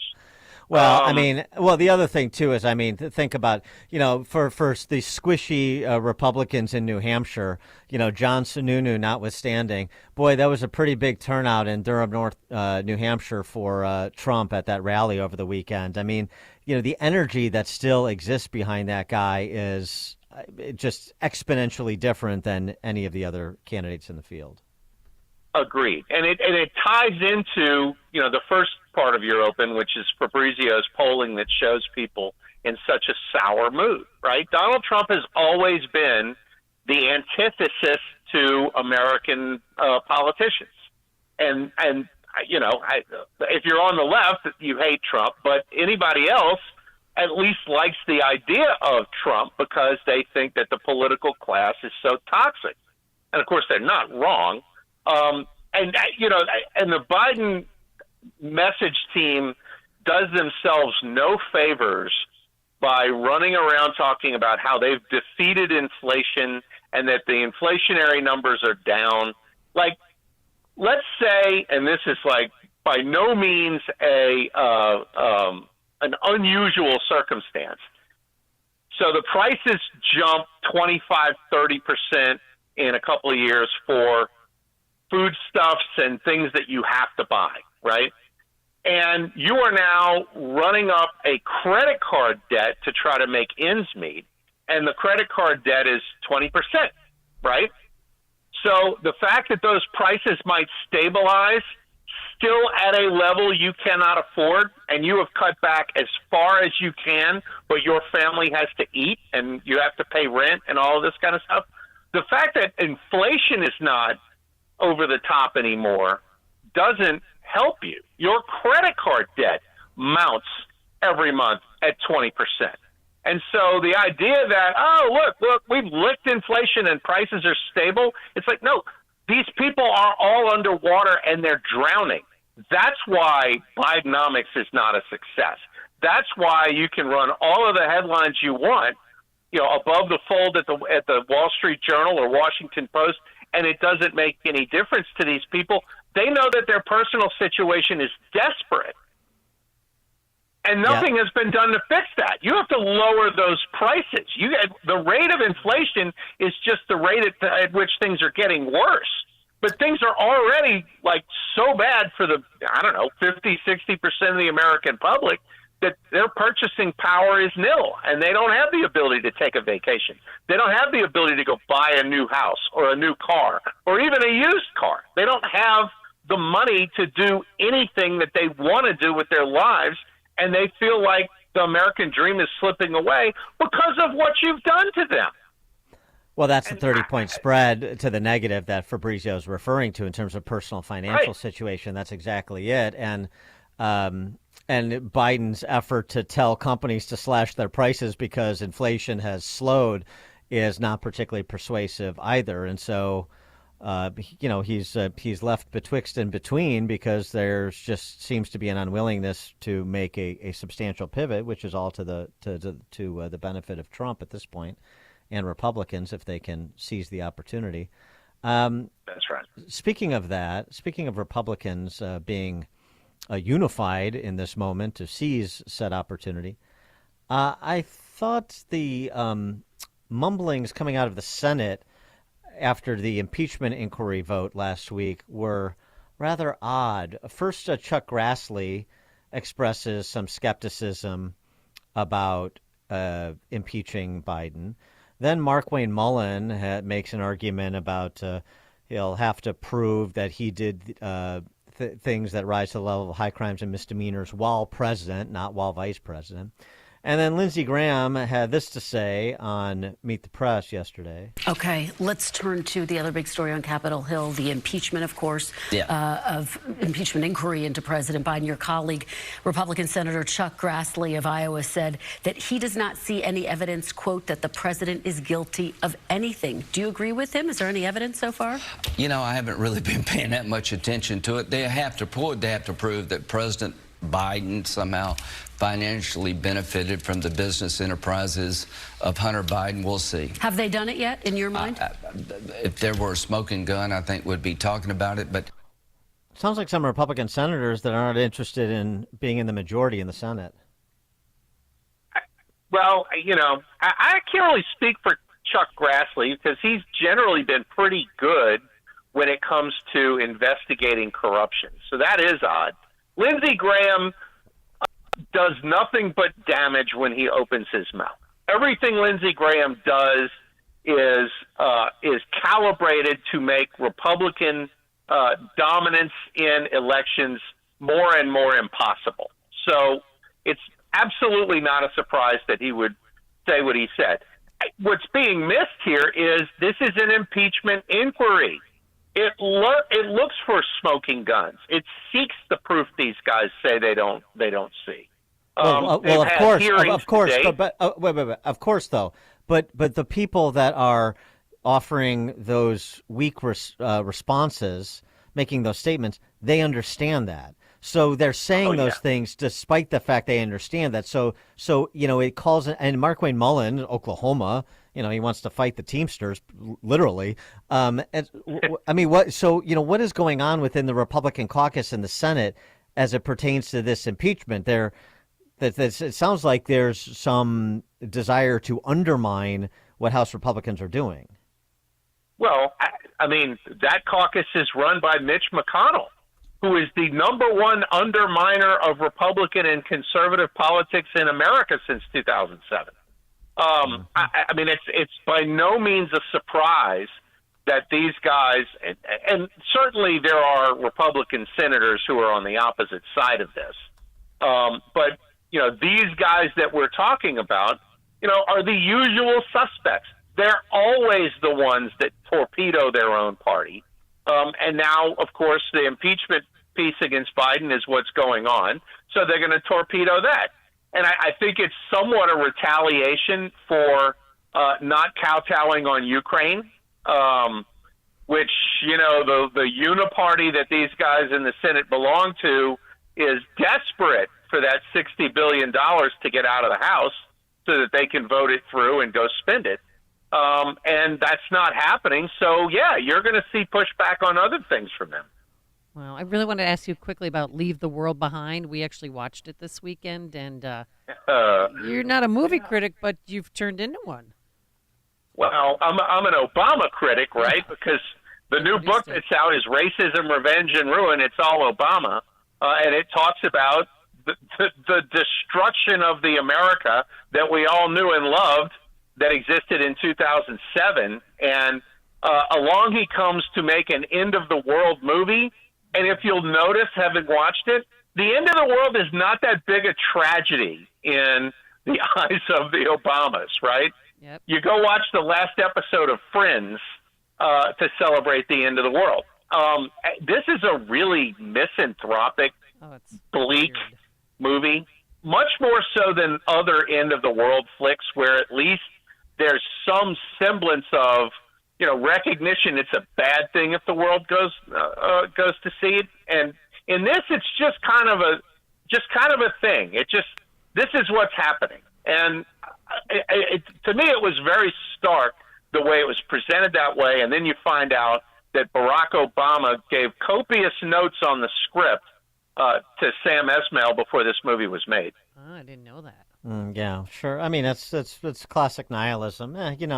It's like the whole end of the world thing. I'm so put upon by the end of the world. Everything is too cool for school. I haven't watched it. I'm not going to because why waste the time? Scott McKay is the publisher of The Hayride, contributing editor at The Spectator, American Spectator, author of the Revivalist Manifesto, as well as his new book you just mentioned, Racism, Revenge, and Ruin. It's all Obama. Scott McKay, thanks as always. Thanks, guys. Have a good one. You too, and he joined us on our turnkey.pro answer line. This is Chicago's Morning Answer. I want Christmas. Just give me plain baby Jesus lying in a manger Christmas. On AM 560, The Answer. Imagine what your future looks like. Is the picture a little blurry? Hey, it's Sean Thompson here for Alpha Wealth Group. When we look ahead, we're visualizing where we want to be, and for retirement, that can be hard without a written financial plan. Tom Fortino of Alpha Wealth Group can help you bring your retirement picture into focus. For decades, Tom has been crafting customized financial strategies. His goal is to help you protect your savings, grow your wealth, and create an income strategy you cannot outlive. If you're nearing or already in retirement, it's time to get your plan on paper. So bring your readers and let's take a look at it closely. Call Tom at 630-934-1855 and schedule a complimentary retirement consultation. There is no cost, there is no obligation. This is a chance to get a clearer view of your retirement. The number again is 630-934-1855 or visit alphawealthgroup.com. And listen to the Alpha Wealth Hour Saturday mornings right here on AM 560 The Answer. Advisory services through Retirement Wealth Advisors, LLC, and SEC Registered Investment Advisor. Insurance and annuities offered through Alpha Wealth Group, licensed in Illinois. Here's something for all you gentlemen that haven't gotten your special someone a holiday gift yet. This Christmas, Pajamagram has your back with a deluxe gift set for that special lady in your life. This gift set includes the smooth satin nightgown and robe, plus a free satin eye mask, all wrapped in an elegant satin keepsake bag. That's 4 gifts delivered right to your door, ready to go under the tree. She'll love it. And what about the other wonderful women you'd love to spoil this holiday season? Whether it's your wife, sister, daughter, or your mom, Pajamagram has you covered. Go to pajamagram.com and see all they have to offer, including luxurious velvet sets, cozy signature fleece sets, matching couple and family sets, and so much more. Make your gift even more special by adding a name or monogram to any of their personalized pajamas. Everyone loves pajamas, and a pajamagram is the perfect way to treat someone to a little relaxation. Visit pajamagram.com today. Amy Jacobson and Dan Proft here, and we want to tell you about an opportunity for you to promote your business and to make a difference this Christmas season. We're talking about our Food for the Poor Business Benefactor program. We've partnered with Food for the Poor to provide life-saving food for thousands of children and their families in Latin America and the Caribbean during this season of economic decline, unemployment, and rising food costs. Food for the Poor is working with local partners to make sure these children and their families get the food they need to survive. And guess what? Your business can be a part of the solution. Become a Food for the Poor business benefactor by making a $2,500 tax-deductible donation to Food for the Poor. And thanks to a generous match, that donation will help feed more than 30 children for an entire year. When you do that, AM 560 will give you 40 one-minute commercials to air here on AM 560 The Answer between 5 a.m. and 8 p.m. Monday through Friday at no additional cost to you. Call Anjanette Natowski at 847-472-8951. Again, that's 847-472-8951. Or go to 560theanswer.com and click on the Give Food banner. AM 560, The Answer. That Leave the World Behind, the Obamas movie. Oh, yeah. So there's one scene that is so disturbing I can't unsee it. Ugh. Rotten Tomatoes, of course, the critics, 75%. The audience score, the critics, 127 reviews, 75% of Rotten Tomatoes. The audience score, more than 5,000 reviews, 34%. 40-point spread. What does that tell you? Everything you need to know as to why you don't need to see it. But speaking of a movie like that, I'll see your Leave the World Behind. And I'll raise you another forthcoming movie for race hustlers, The American Society of Magical Negroes. That's the name of the film.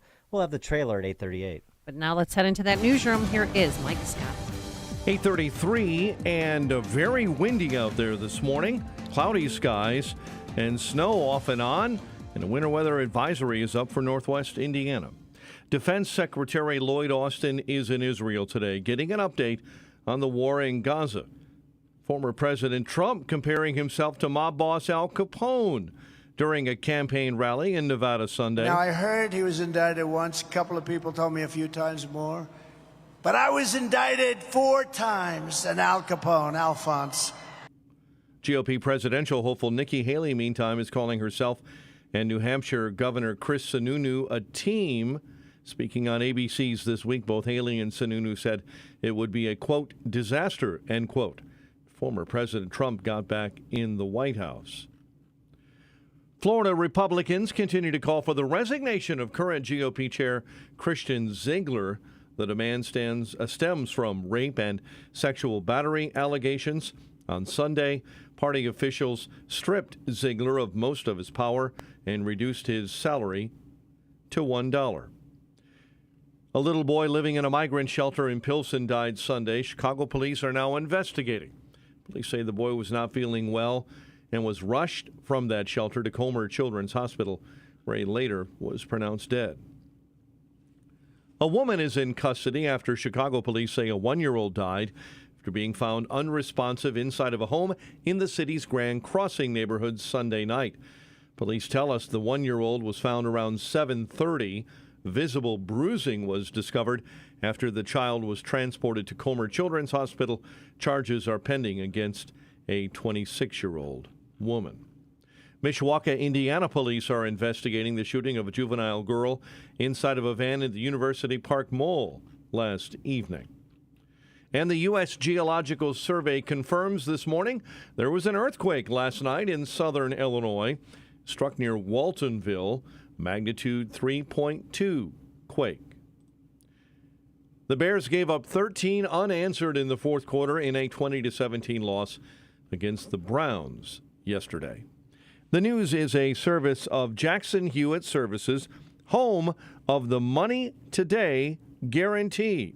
Early refund advance offered to eligible clients. Application required. Finance charge applies. Loans by Republic Bank. Details at jacksonhewitt.com.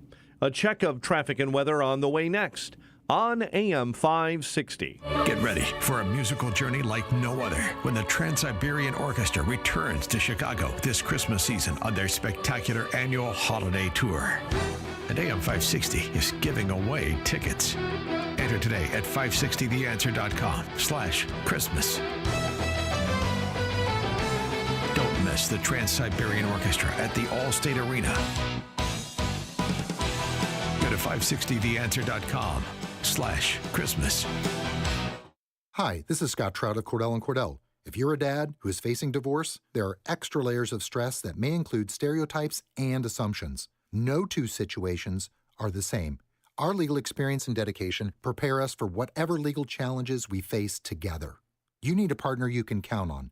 For more than 30 years, Cordell & Cordell has represented men in divorce. Schedule an appointment with one of Cordell & Cordell's Springfield area attorneys. 2815 Old Jacksonville Road, Suite 103, Springfield, Illinois, 62704. Testosterone levels are at an all-time low. Individual T levels decline 1% every year. Chalk, CHOQ, is the new champion of natural testosterone boosters. Chalk's main ingredient is clinically studied to naturally boost testosterone 20% in 90 days. Supercharge your masculinity and boost your daily energy with Chalk's Male Vitality Stack. For a limited time, our listeners will get 30% off at CHOQ.com with promo code USA. CHOQ.com, code USA. Amy Jacobson and Dan Proft here, and we want to tell you about an opportunity for you to promote your business and to make a difference this Christmas season. We're talking about our Food for the Poor Business Benefactor program. We've partnered with Food for the Poor to provide life-saving food for thousands of children and their families in Latin America and the Caribbean during this season of economic decline, unemployment, and rising food costs. Food for the Poor is working with local partners to make sure these children and their families get the food they need to survive. And guess what? Your business can be a part of the solution. Become a Food for the Poor business benefactor by making a $2,500 tax-deductible donation to Food for the Poor. And thanks to a generous match, that donation will help feed more than 30 children for an entire year. When you do that, AM 560 will give you 40 one-minute commercials to air here on AM 560 The Answer between 5 a.m. and 8 p.m. Monday through Friday at no additional cost to you. Call Anjanette Natowski at 847-472-8951. Again, that's 847-472-8951. Or go to 560theanswer.com and click on the Give Food banner. It's really important that we take care of ourselves for our sake and the sake of our family. Taking balance of nature, I just feel better. I'm active. My wife and I go to the gym 7 days a week. If the weather's nice like a day like this, I ride my bike. I've been taking balance of nature for the past 20 years. I won't give it up. I take balance of nature because it makes me feel great. I really thought that they paid people to say that stuff. And then I tried it. I was surprised. Balance of nature really was the game changer. I'm serious. It works. Celebrate Christmas with us. Go to balanceofnature.com and sign up as a new preferred customer to get 35% off your first order, plus a free fiber and spice supplement. Go to balanceofnature.com or call 1-800-246-8751 and get this exclusive holiday offer by using discount code CHICAGO.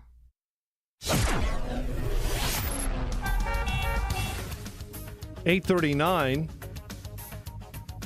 Let's check the roads. Team Hochberg Traffic Center time. We'll start in Villa Park, an accident. Ardmore and Division. Addison, an accident. Fullerton and Rolling Road. Lombard, an accident. North Avenue and Main. Wheaton, an accident. Roosevelt and County Farm. Route 53 jamming solid this morning. Northbound between Algonquin and Northwest Highway.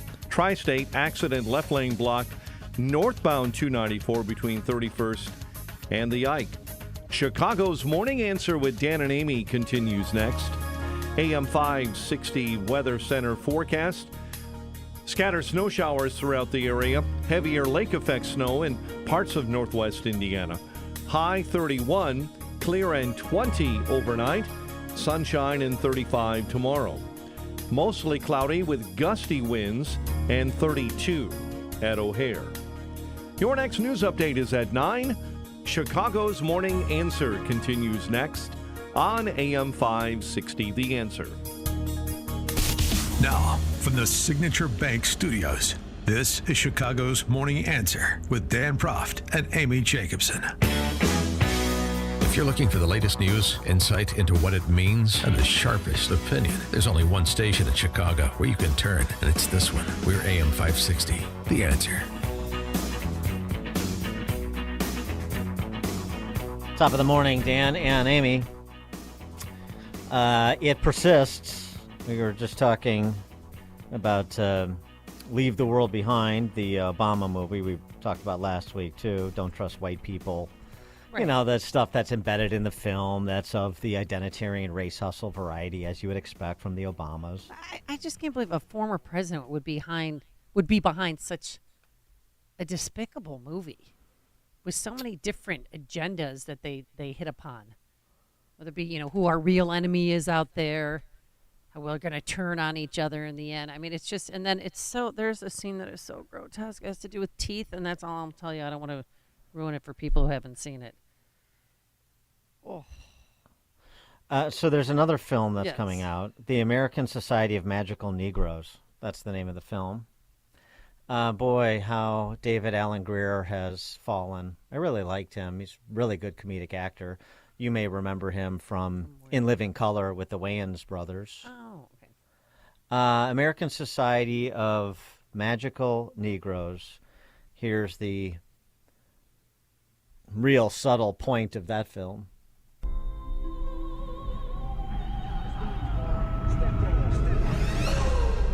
I know you can feel their discomfort, Aaron. Watching you walk through a room full of white people was the most painful thing I've ever seen. Excuse me. Sorry. I don't want to take you to a job interview. There's a recruiting class starting right now, and we got to get you in it. Welcome to the American Society of Magical Negroes.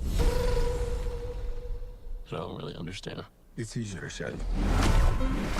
What's the most dangerous animal on the planet? Shark. White people, when they feel uncomfortable. White people feeling uncomfortable precedes a lot of bad stuff for us. That's why we fight white discomfort every day. Because the happier they are, the safer we are. The name needs a little updating, maybe like magical black people, or I guess that doesn't have the same ring.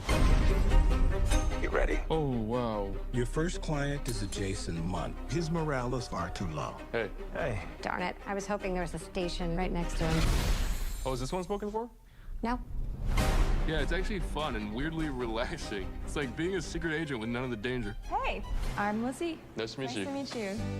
She's great. Yeah, she's cool. You kidding? Come on, man. She's smart and funny. And... I know what you were doing going on about her. You're trying to set us up. No, that's not what I was doing. You cannot have a relationship with Lizzie now. Because if you don't put Jason first, everyone's magic will fail. I've always felt like it's my job to make white people feel comfortable, and here it literally is.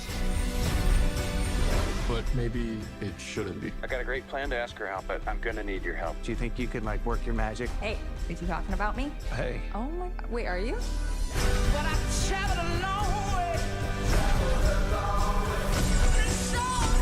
Someone defied the society. Who was it? You didn't let her go like I told you. If you interfere with her or your client, you could have your memory erased. You won't even remember she existed. Even though we might never see each other again, I need you to know that what we had was real. I'm curious to see how you gonna make it out of all this.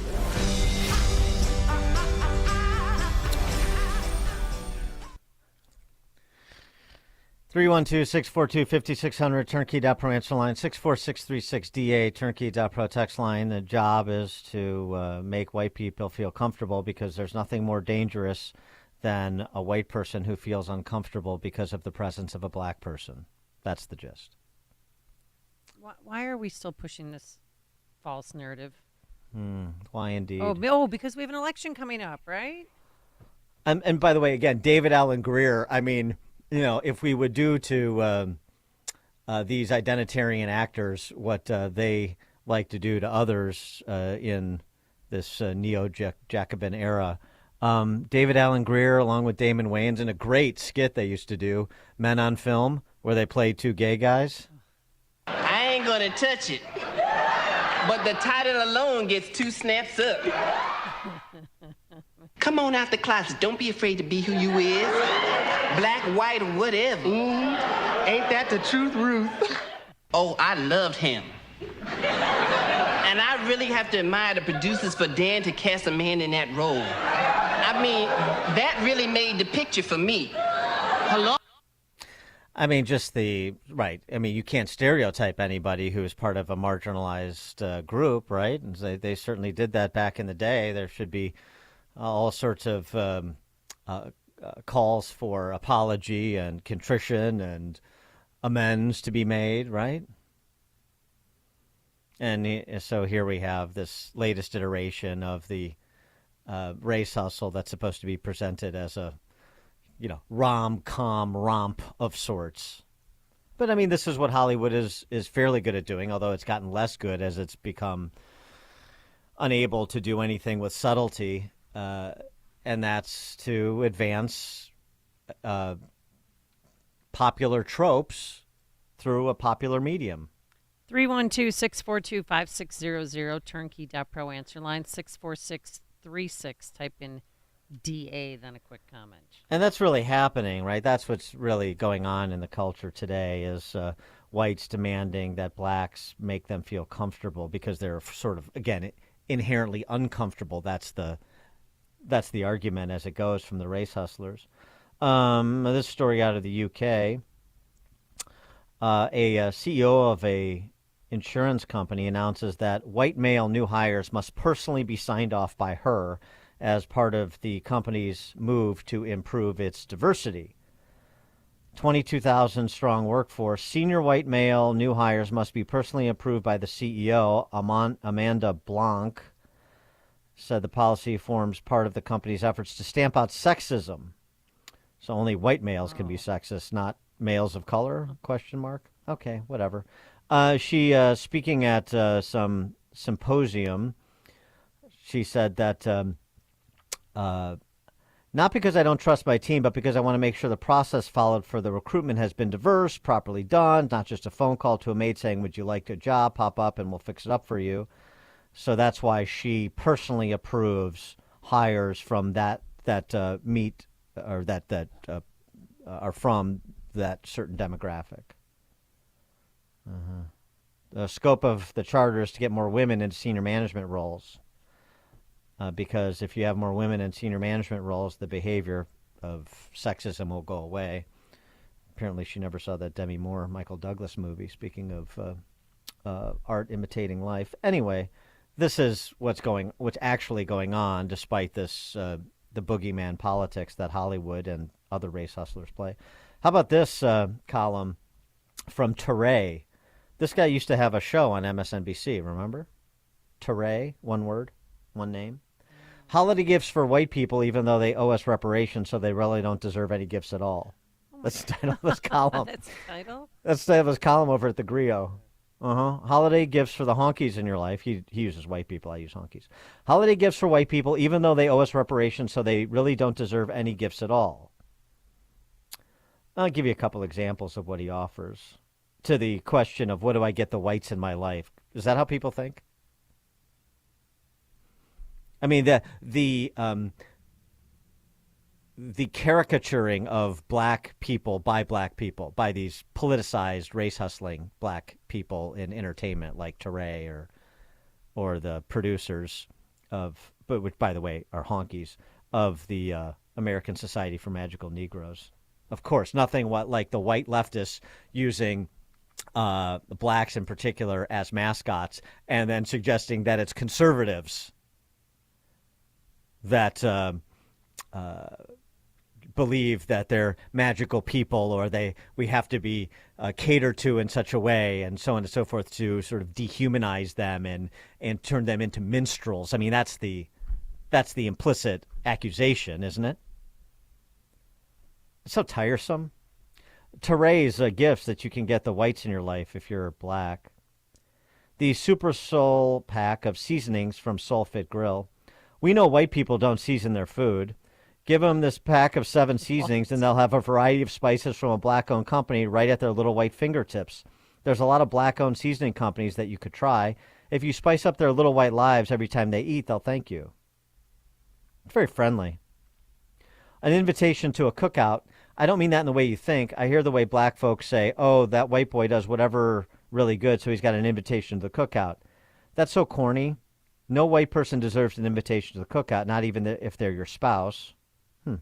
It's supposed to be the blackest, or it's supposed to be the blackety blackest event ever. It's where we all come together as a family. No white person could ever do anything to deserve an invitation to that. I'm saying you should give them an actual written invitation to the cookout, quotations. White people know that we sometimes mention an epic cookout, and sometimes we say certain white people can come. You're going to use that little bit of knowledge against them. You mock up an official-looking invitation to the cookout, do it the way we do it, put a picture of Dr. King on there wearing a gold chain, write "the cookout," provide a time and address. Then when the time, the place, and the white person all come together, you and your black friends will be gathered together in the distance, hiding and watching this white person stumble around in an empty space looking for the cookout, while you and your black friends point and laugh about how stupid that white person was to think they would ever be invited to the cookout. That could be amazing content for TikTok. Really? So insulting. It's insulting to all parties. Yeah. But this is supposed to be the avant-garde thinking of the race-hustling black leftists like Teray and the rest of the writers at the Griot. A noise-canceling headphones from Raycon. It's a black-founded company, and when they're in those headphones, it's you who are doing the noise canceling. You're canceling noise from their mouths. Merry Christmas from Teray. I mean, this is the dare I say, hate that is really at the core of all of these identitarian leftists, white, black, or other. Dan and Amy, Chicago's Morning Answer. This is Chicago's Morning Answer on AM 560. The Answer. Calling all Patriots. Are you ready for the adventure of a lifetime? Journey with me on the Patriots Alaska cruise in June 2024. We'll dive deep into geopolitical trends and unpack the influences shaping the world today. It's an incredible opportunity to engage with me and other Patriots on an epic 7-day journey. Witness the untouched wilderness of Alaska while discussing America's future. Join us from June 29th to July 6th, 2024. Book online, PatriotsAlaskaCruise.com. Hello, Christmas is right around the corner. How many days away? A week from today. What did you get your special someone? What's waiting for her under the tree? May we suggest a pajamagram? This year we're featuring the Smooth Seduction Satin Kit. Oh, smooth, silky, sensuous, glides over the skin. 4 gifts in one. It is the nightie, the robe, plus a free satin eye mask, all wrapped in an elegant satin keepsake bag. Tell me more. To get one, go to pajamagram.com pajamagram.com. That's pajamagram.com. Be sure to tell them Dan and Amy sent you. Now, this will sell out. So get it today, sooner rather than later. I know how you boys love to procrastinate, but do it. Pajamagram.com. Tell them Dan and Amy sent you. Oh, yeah. Oh. If you have unfiled taxes or are in debt to the IRS, this is important news. The IRS just rolled out a new program to help struggling taxpayers more easily resolve their tax problems. It's called the Taxpayer Relief Initiative, and it opens up powerful new options for people looking to get back on the right track with the IRS. And no one knows this program like the professionals at Optima Tax Relief, America's most trusted tax resolution company. They've resolved over $1 billion in tax debt for their clients and have the expertise and experience to help you. One easy call to Optima can start the process, helping to put an end to your worries of wage garnishment, asset seizure, and other aggressive IRS actions. Make today the beginning of your fresh start with the IRS. Call the experts at Optima Tax Relief now for your free confidential consultation. Call 800-965-1433. 800-965-1433. 800-965-1433. Optima Tax Relief. Some restrictions apply. For complete details, please visit OptimaTaxRelief.com. Oh, do you have cold floors when you wake up in the morning? Well, the problem is in your basement or crawl space, and Permaseal can help. You know, they've been around for 40-plus years. Roy Spencer, family-owned and operated, great company.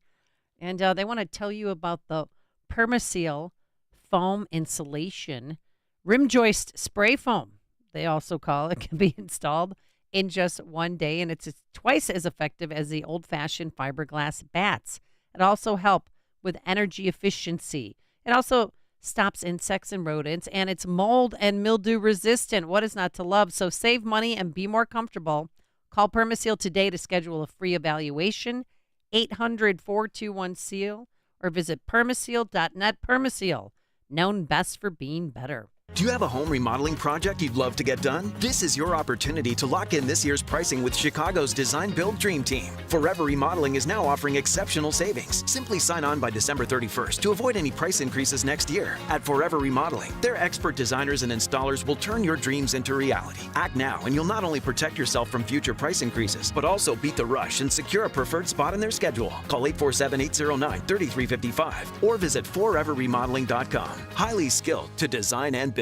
Amy Jacobson and Dan Proft here, and we want to tell you about an opportunity for you to promote your business and to make a difference this Christmas season. We're talking about our Food for the Poor Business Benefactor program. We've partnered with Food for the Poor to provide life-saving food for thousands of children and their families in Latin America and the Caribbean during this season of economic decline, unemployment, and rising food costs. Food for the Poor is working with local partners to make sure these children and their families get the food they need to survive. And guess what? Your business can be a part of the solution. Become a Food for the Poor Business Benefactor by making a $2,500 tax-deductible donation to Food for the Poor. And thanks to a generous match, that donation will help feed more than 30 children for an entire year. When you do that, AM 560 will give you 40 one-minute commercials to air here on AM 560 The Answer between 5 a.m. and 8 p.m. Monday through Friday at no additional cost to you. Call Anjanette Natowski at 847-472-8951. Again, that's 847-472-8951. Or go to 560theanswer.com and click on the Give Food banner. It's really important that we take care of ourselves for our sake and the sake of our family. Taking balance of nature, I just feel better. I'm active. My wife and I go to the gym 7 days a week. If the weather's nice like a day like this, I ride my bike. I've been taking balance of nature for the past 20 years. I won't give it up. I take balance of nature because it makes me feel great. I really thought that they paid people to say that stuff. And then I tried it. I was surprised. Balance of nature really was the game changer. I'm serious, it works. Celebrate Christmas with us. Go to balanceofnature.com and sign up as a new preferred customer to get 35% off your first order, plus a free fiber and spice supplement. Go to balanceofnature.com or call 1-800-246-8751 and get this exclusive holiday offer by using discount code CHICAGO. AM 560, The Answer. I just had an Amy Jacobson gasp when this came over the transom, this news. Are you okay? Eric Montrose from Indianapolis, of course, won the championship with North Carolina, beat Ramil Robinson, Chris Webber's Michigan team, dead at the age of 52. Oh, no. What happened? Apparently, he got diagnosed with some form of cancer in March of this year, and Eric Montrose dead at the age of 52. That's terrible. I was just talking with friends over the weekend about the great basketball era in high school in Chicago, the late 80s to the early 90s, and that certainly extended to all those kids who went on to be stars in college and beyond. Wow. Yeah, that's terrible. Terrible news out of the world of basketball. Eric Montrose dead at the age of 52. All right. Prayers with him and his family, that's for sure. All right. Thanks so much for making us part of your morning. Thanks to Justin Kosick and Quinn McCarthy. We're back here bright and early tomorrow morning at 5 a.m. Now let's get the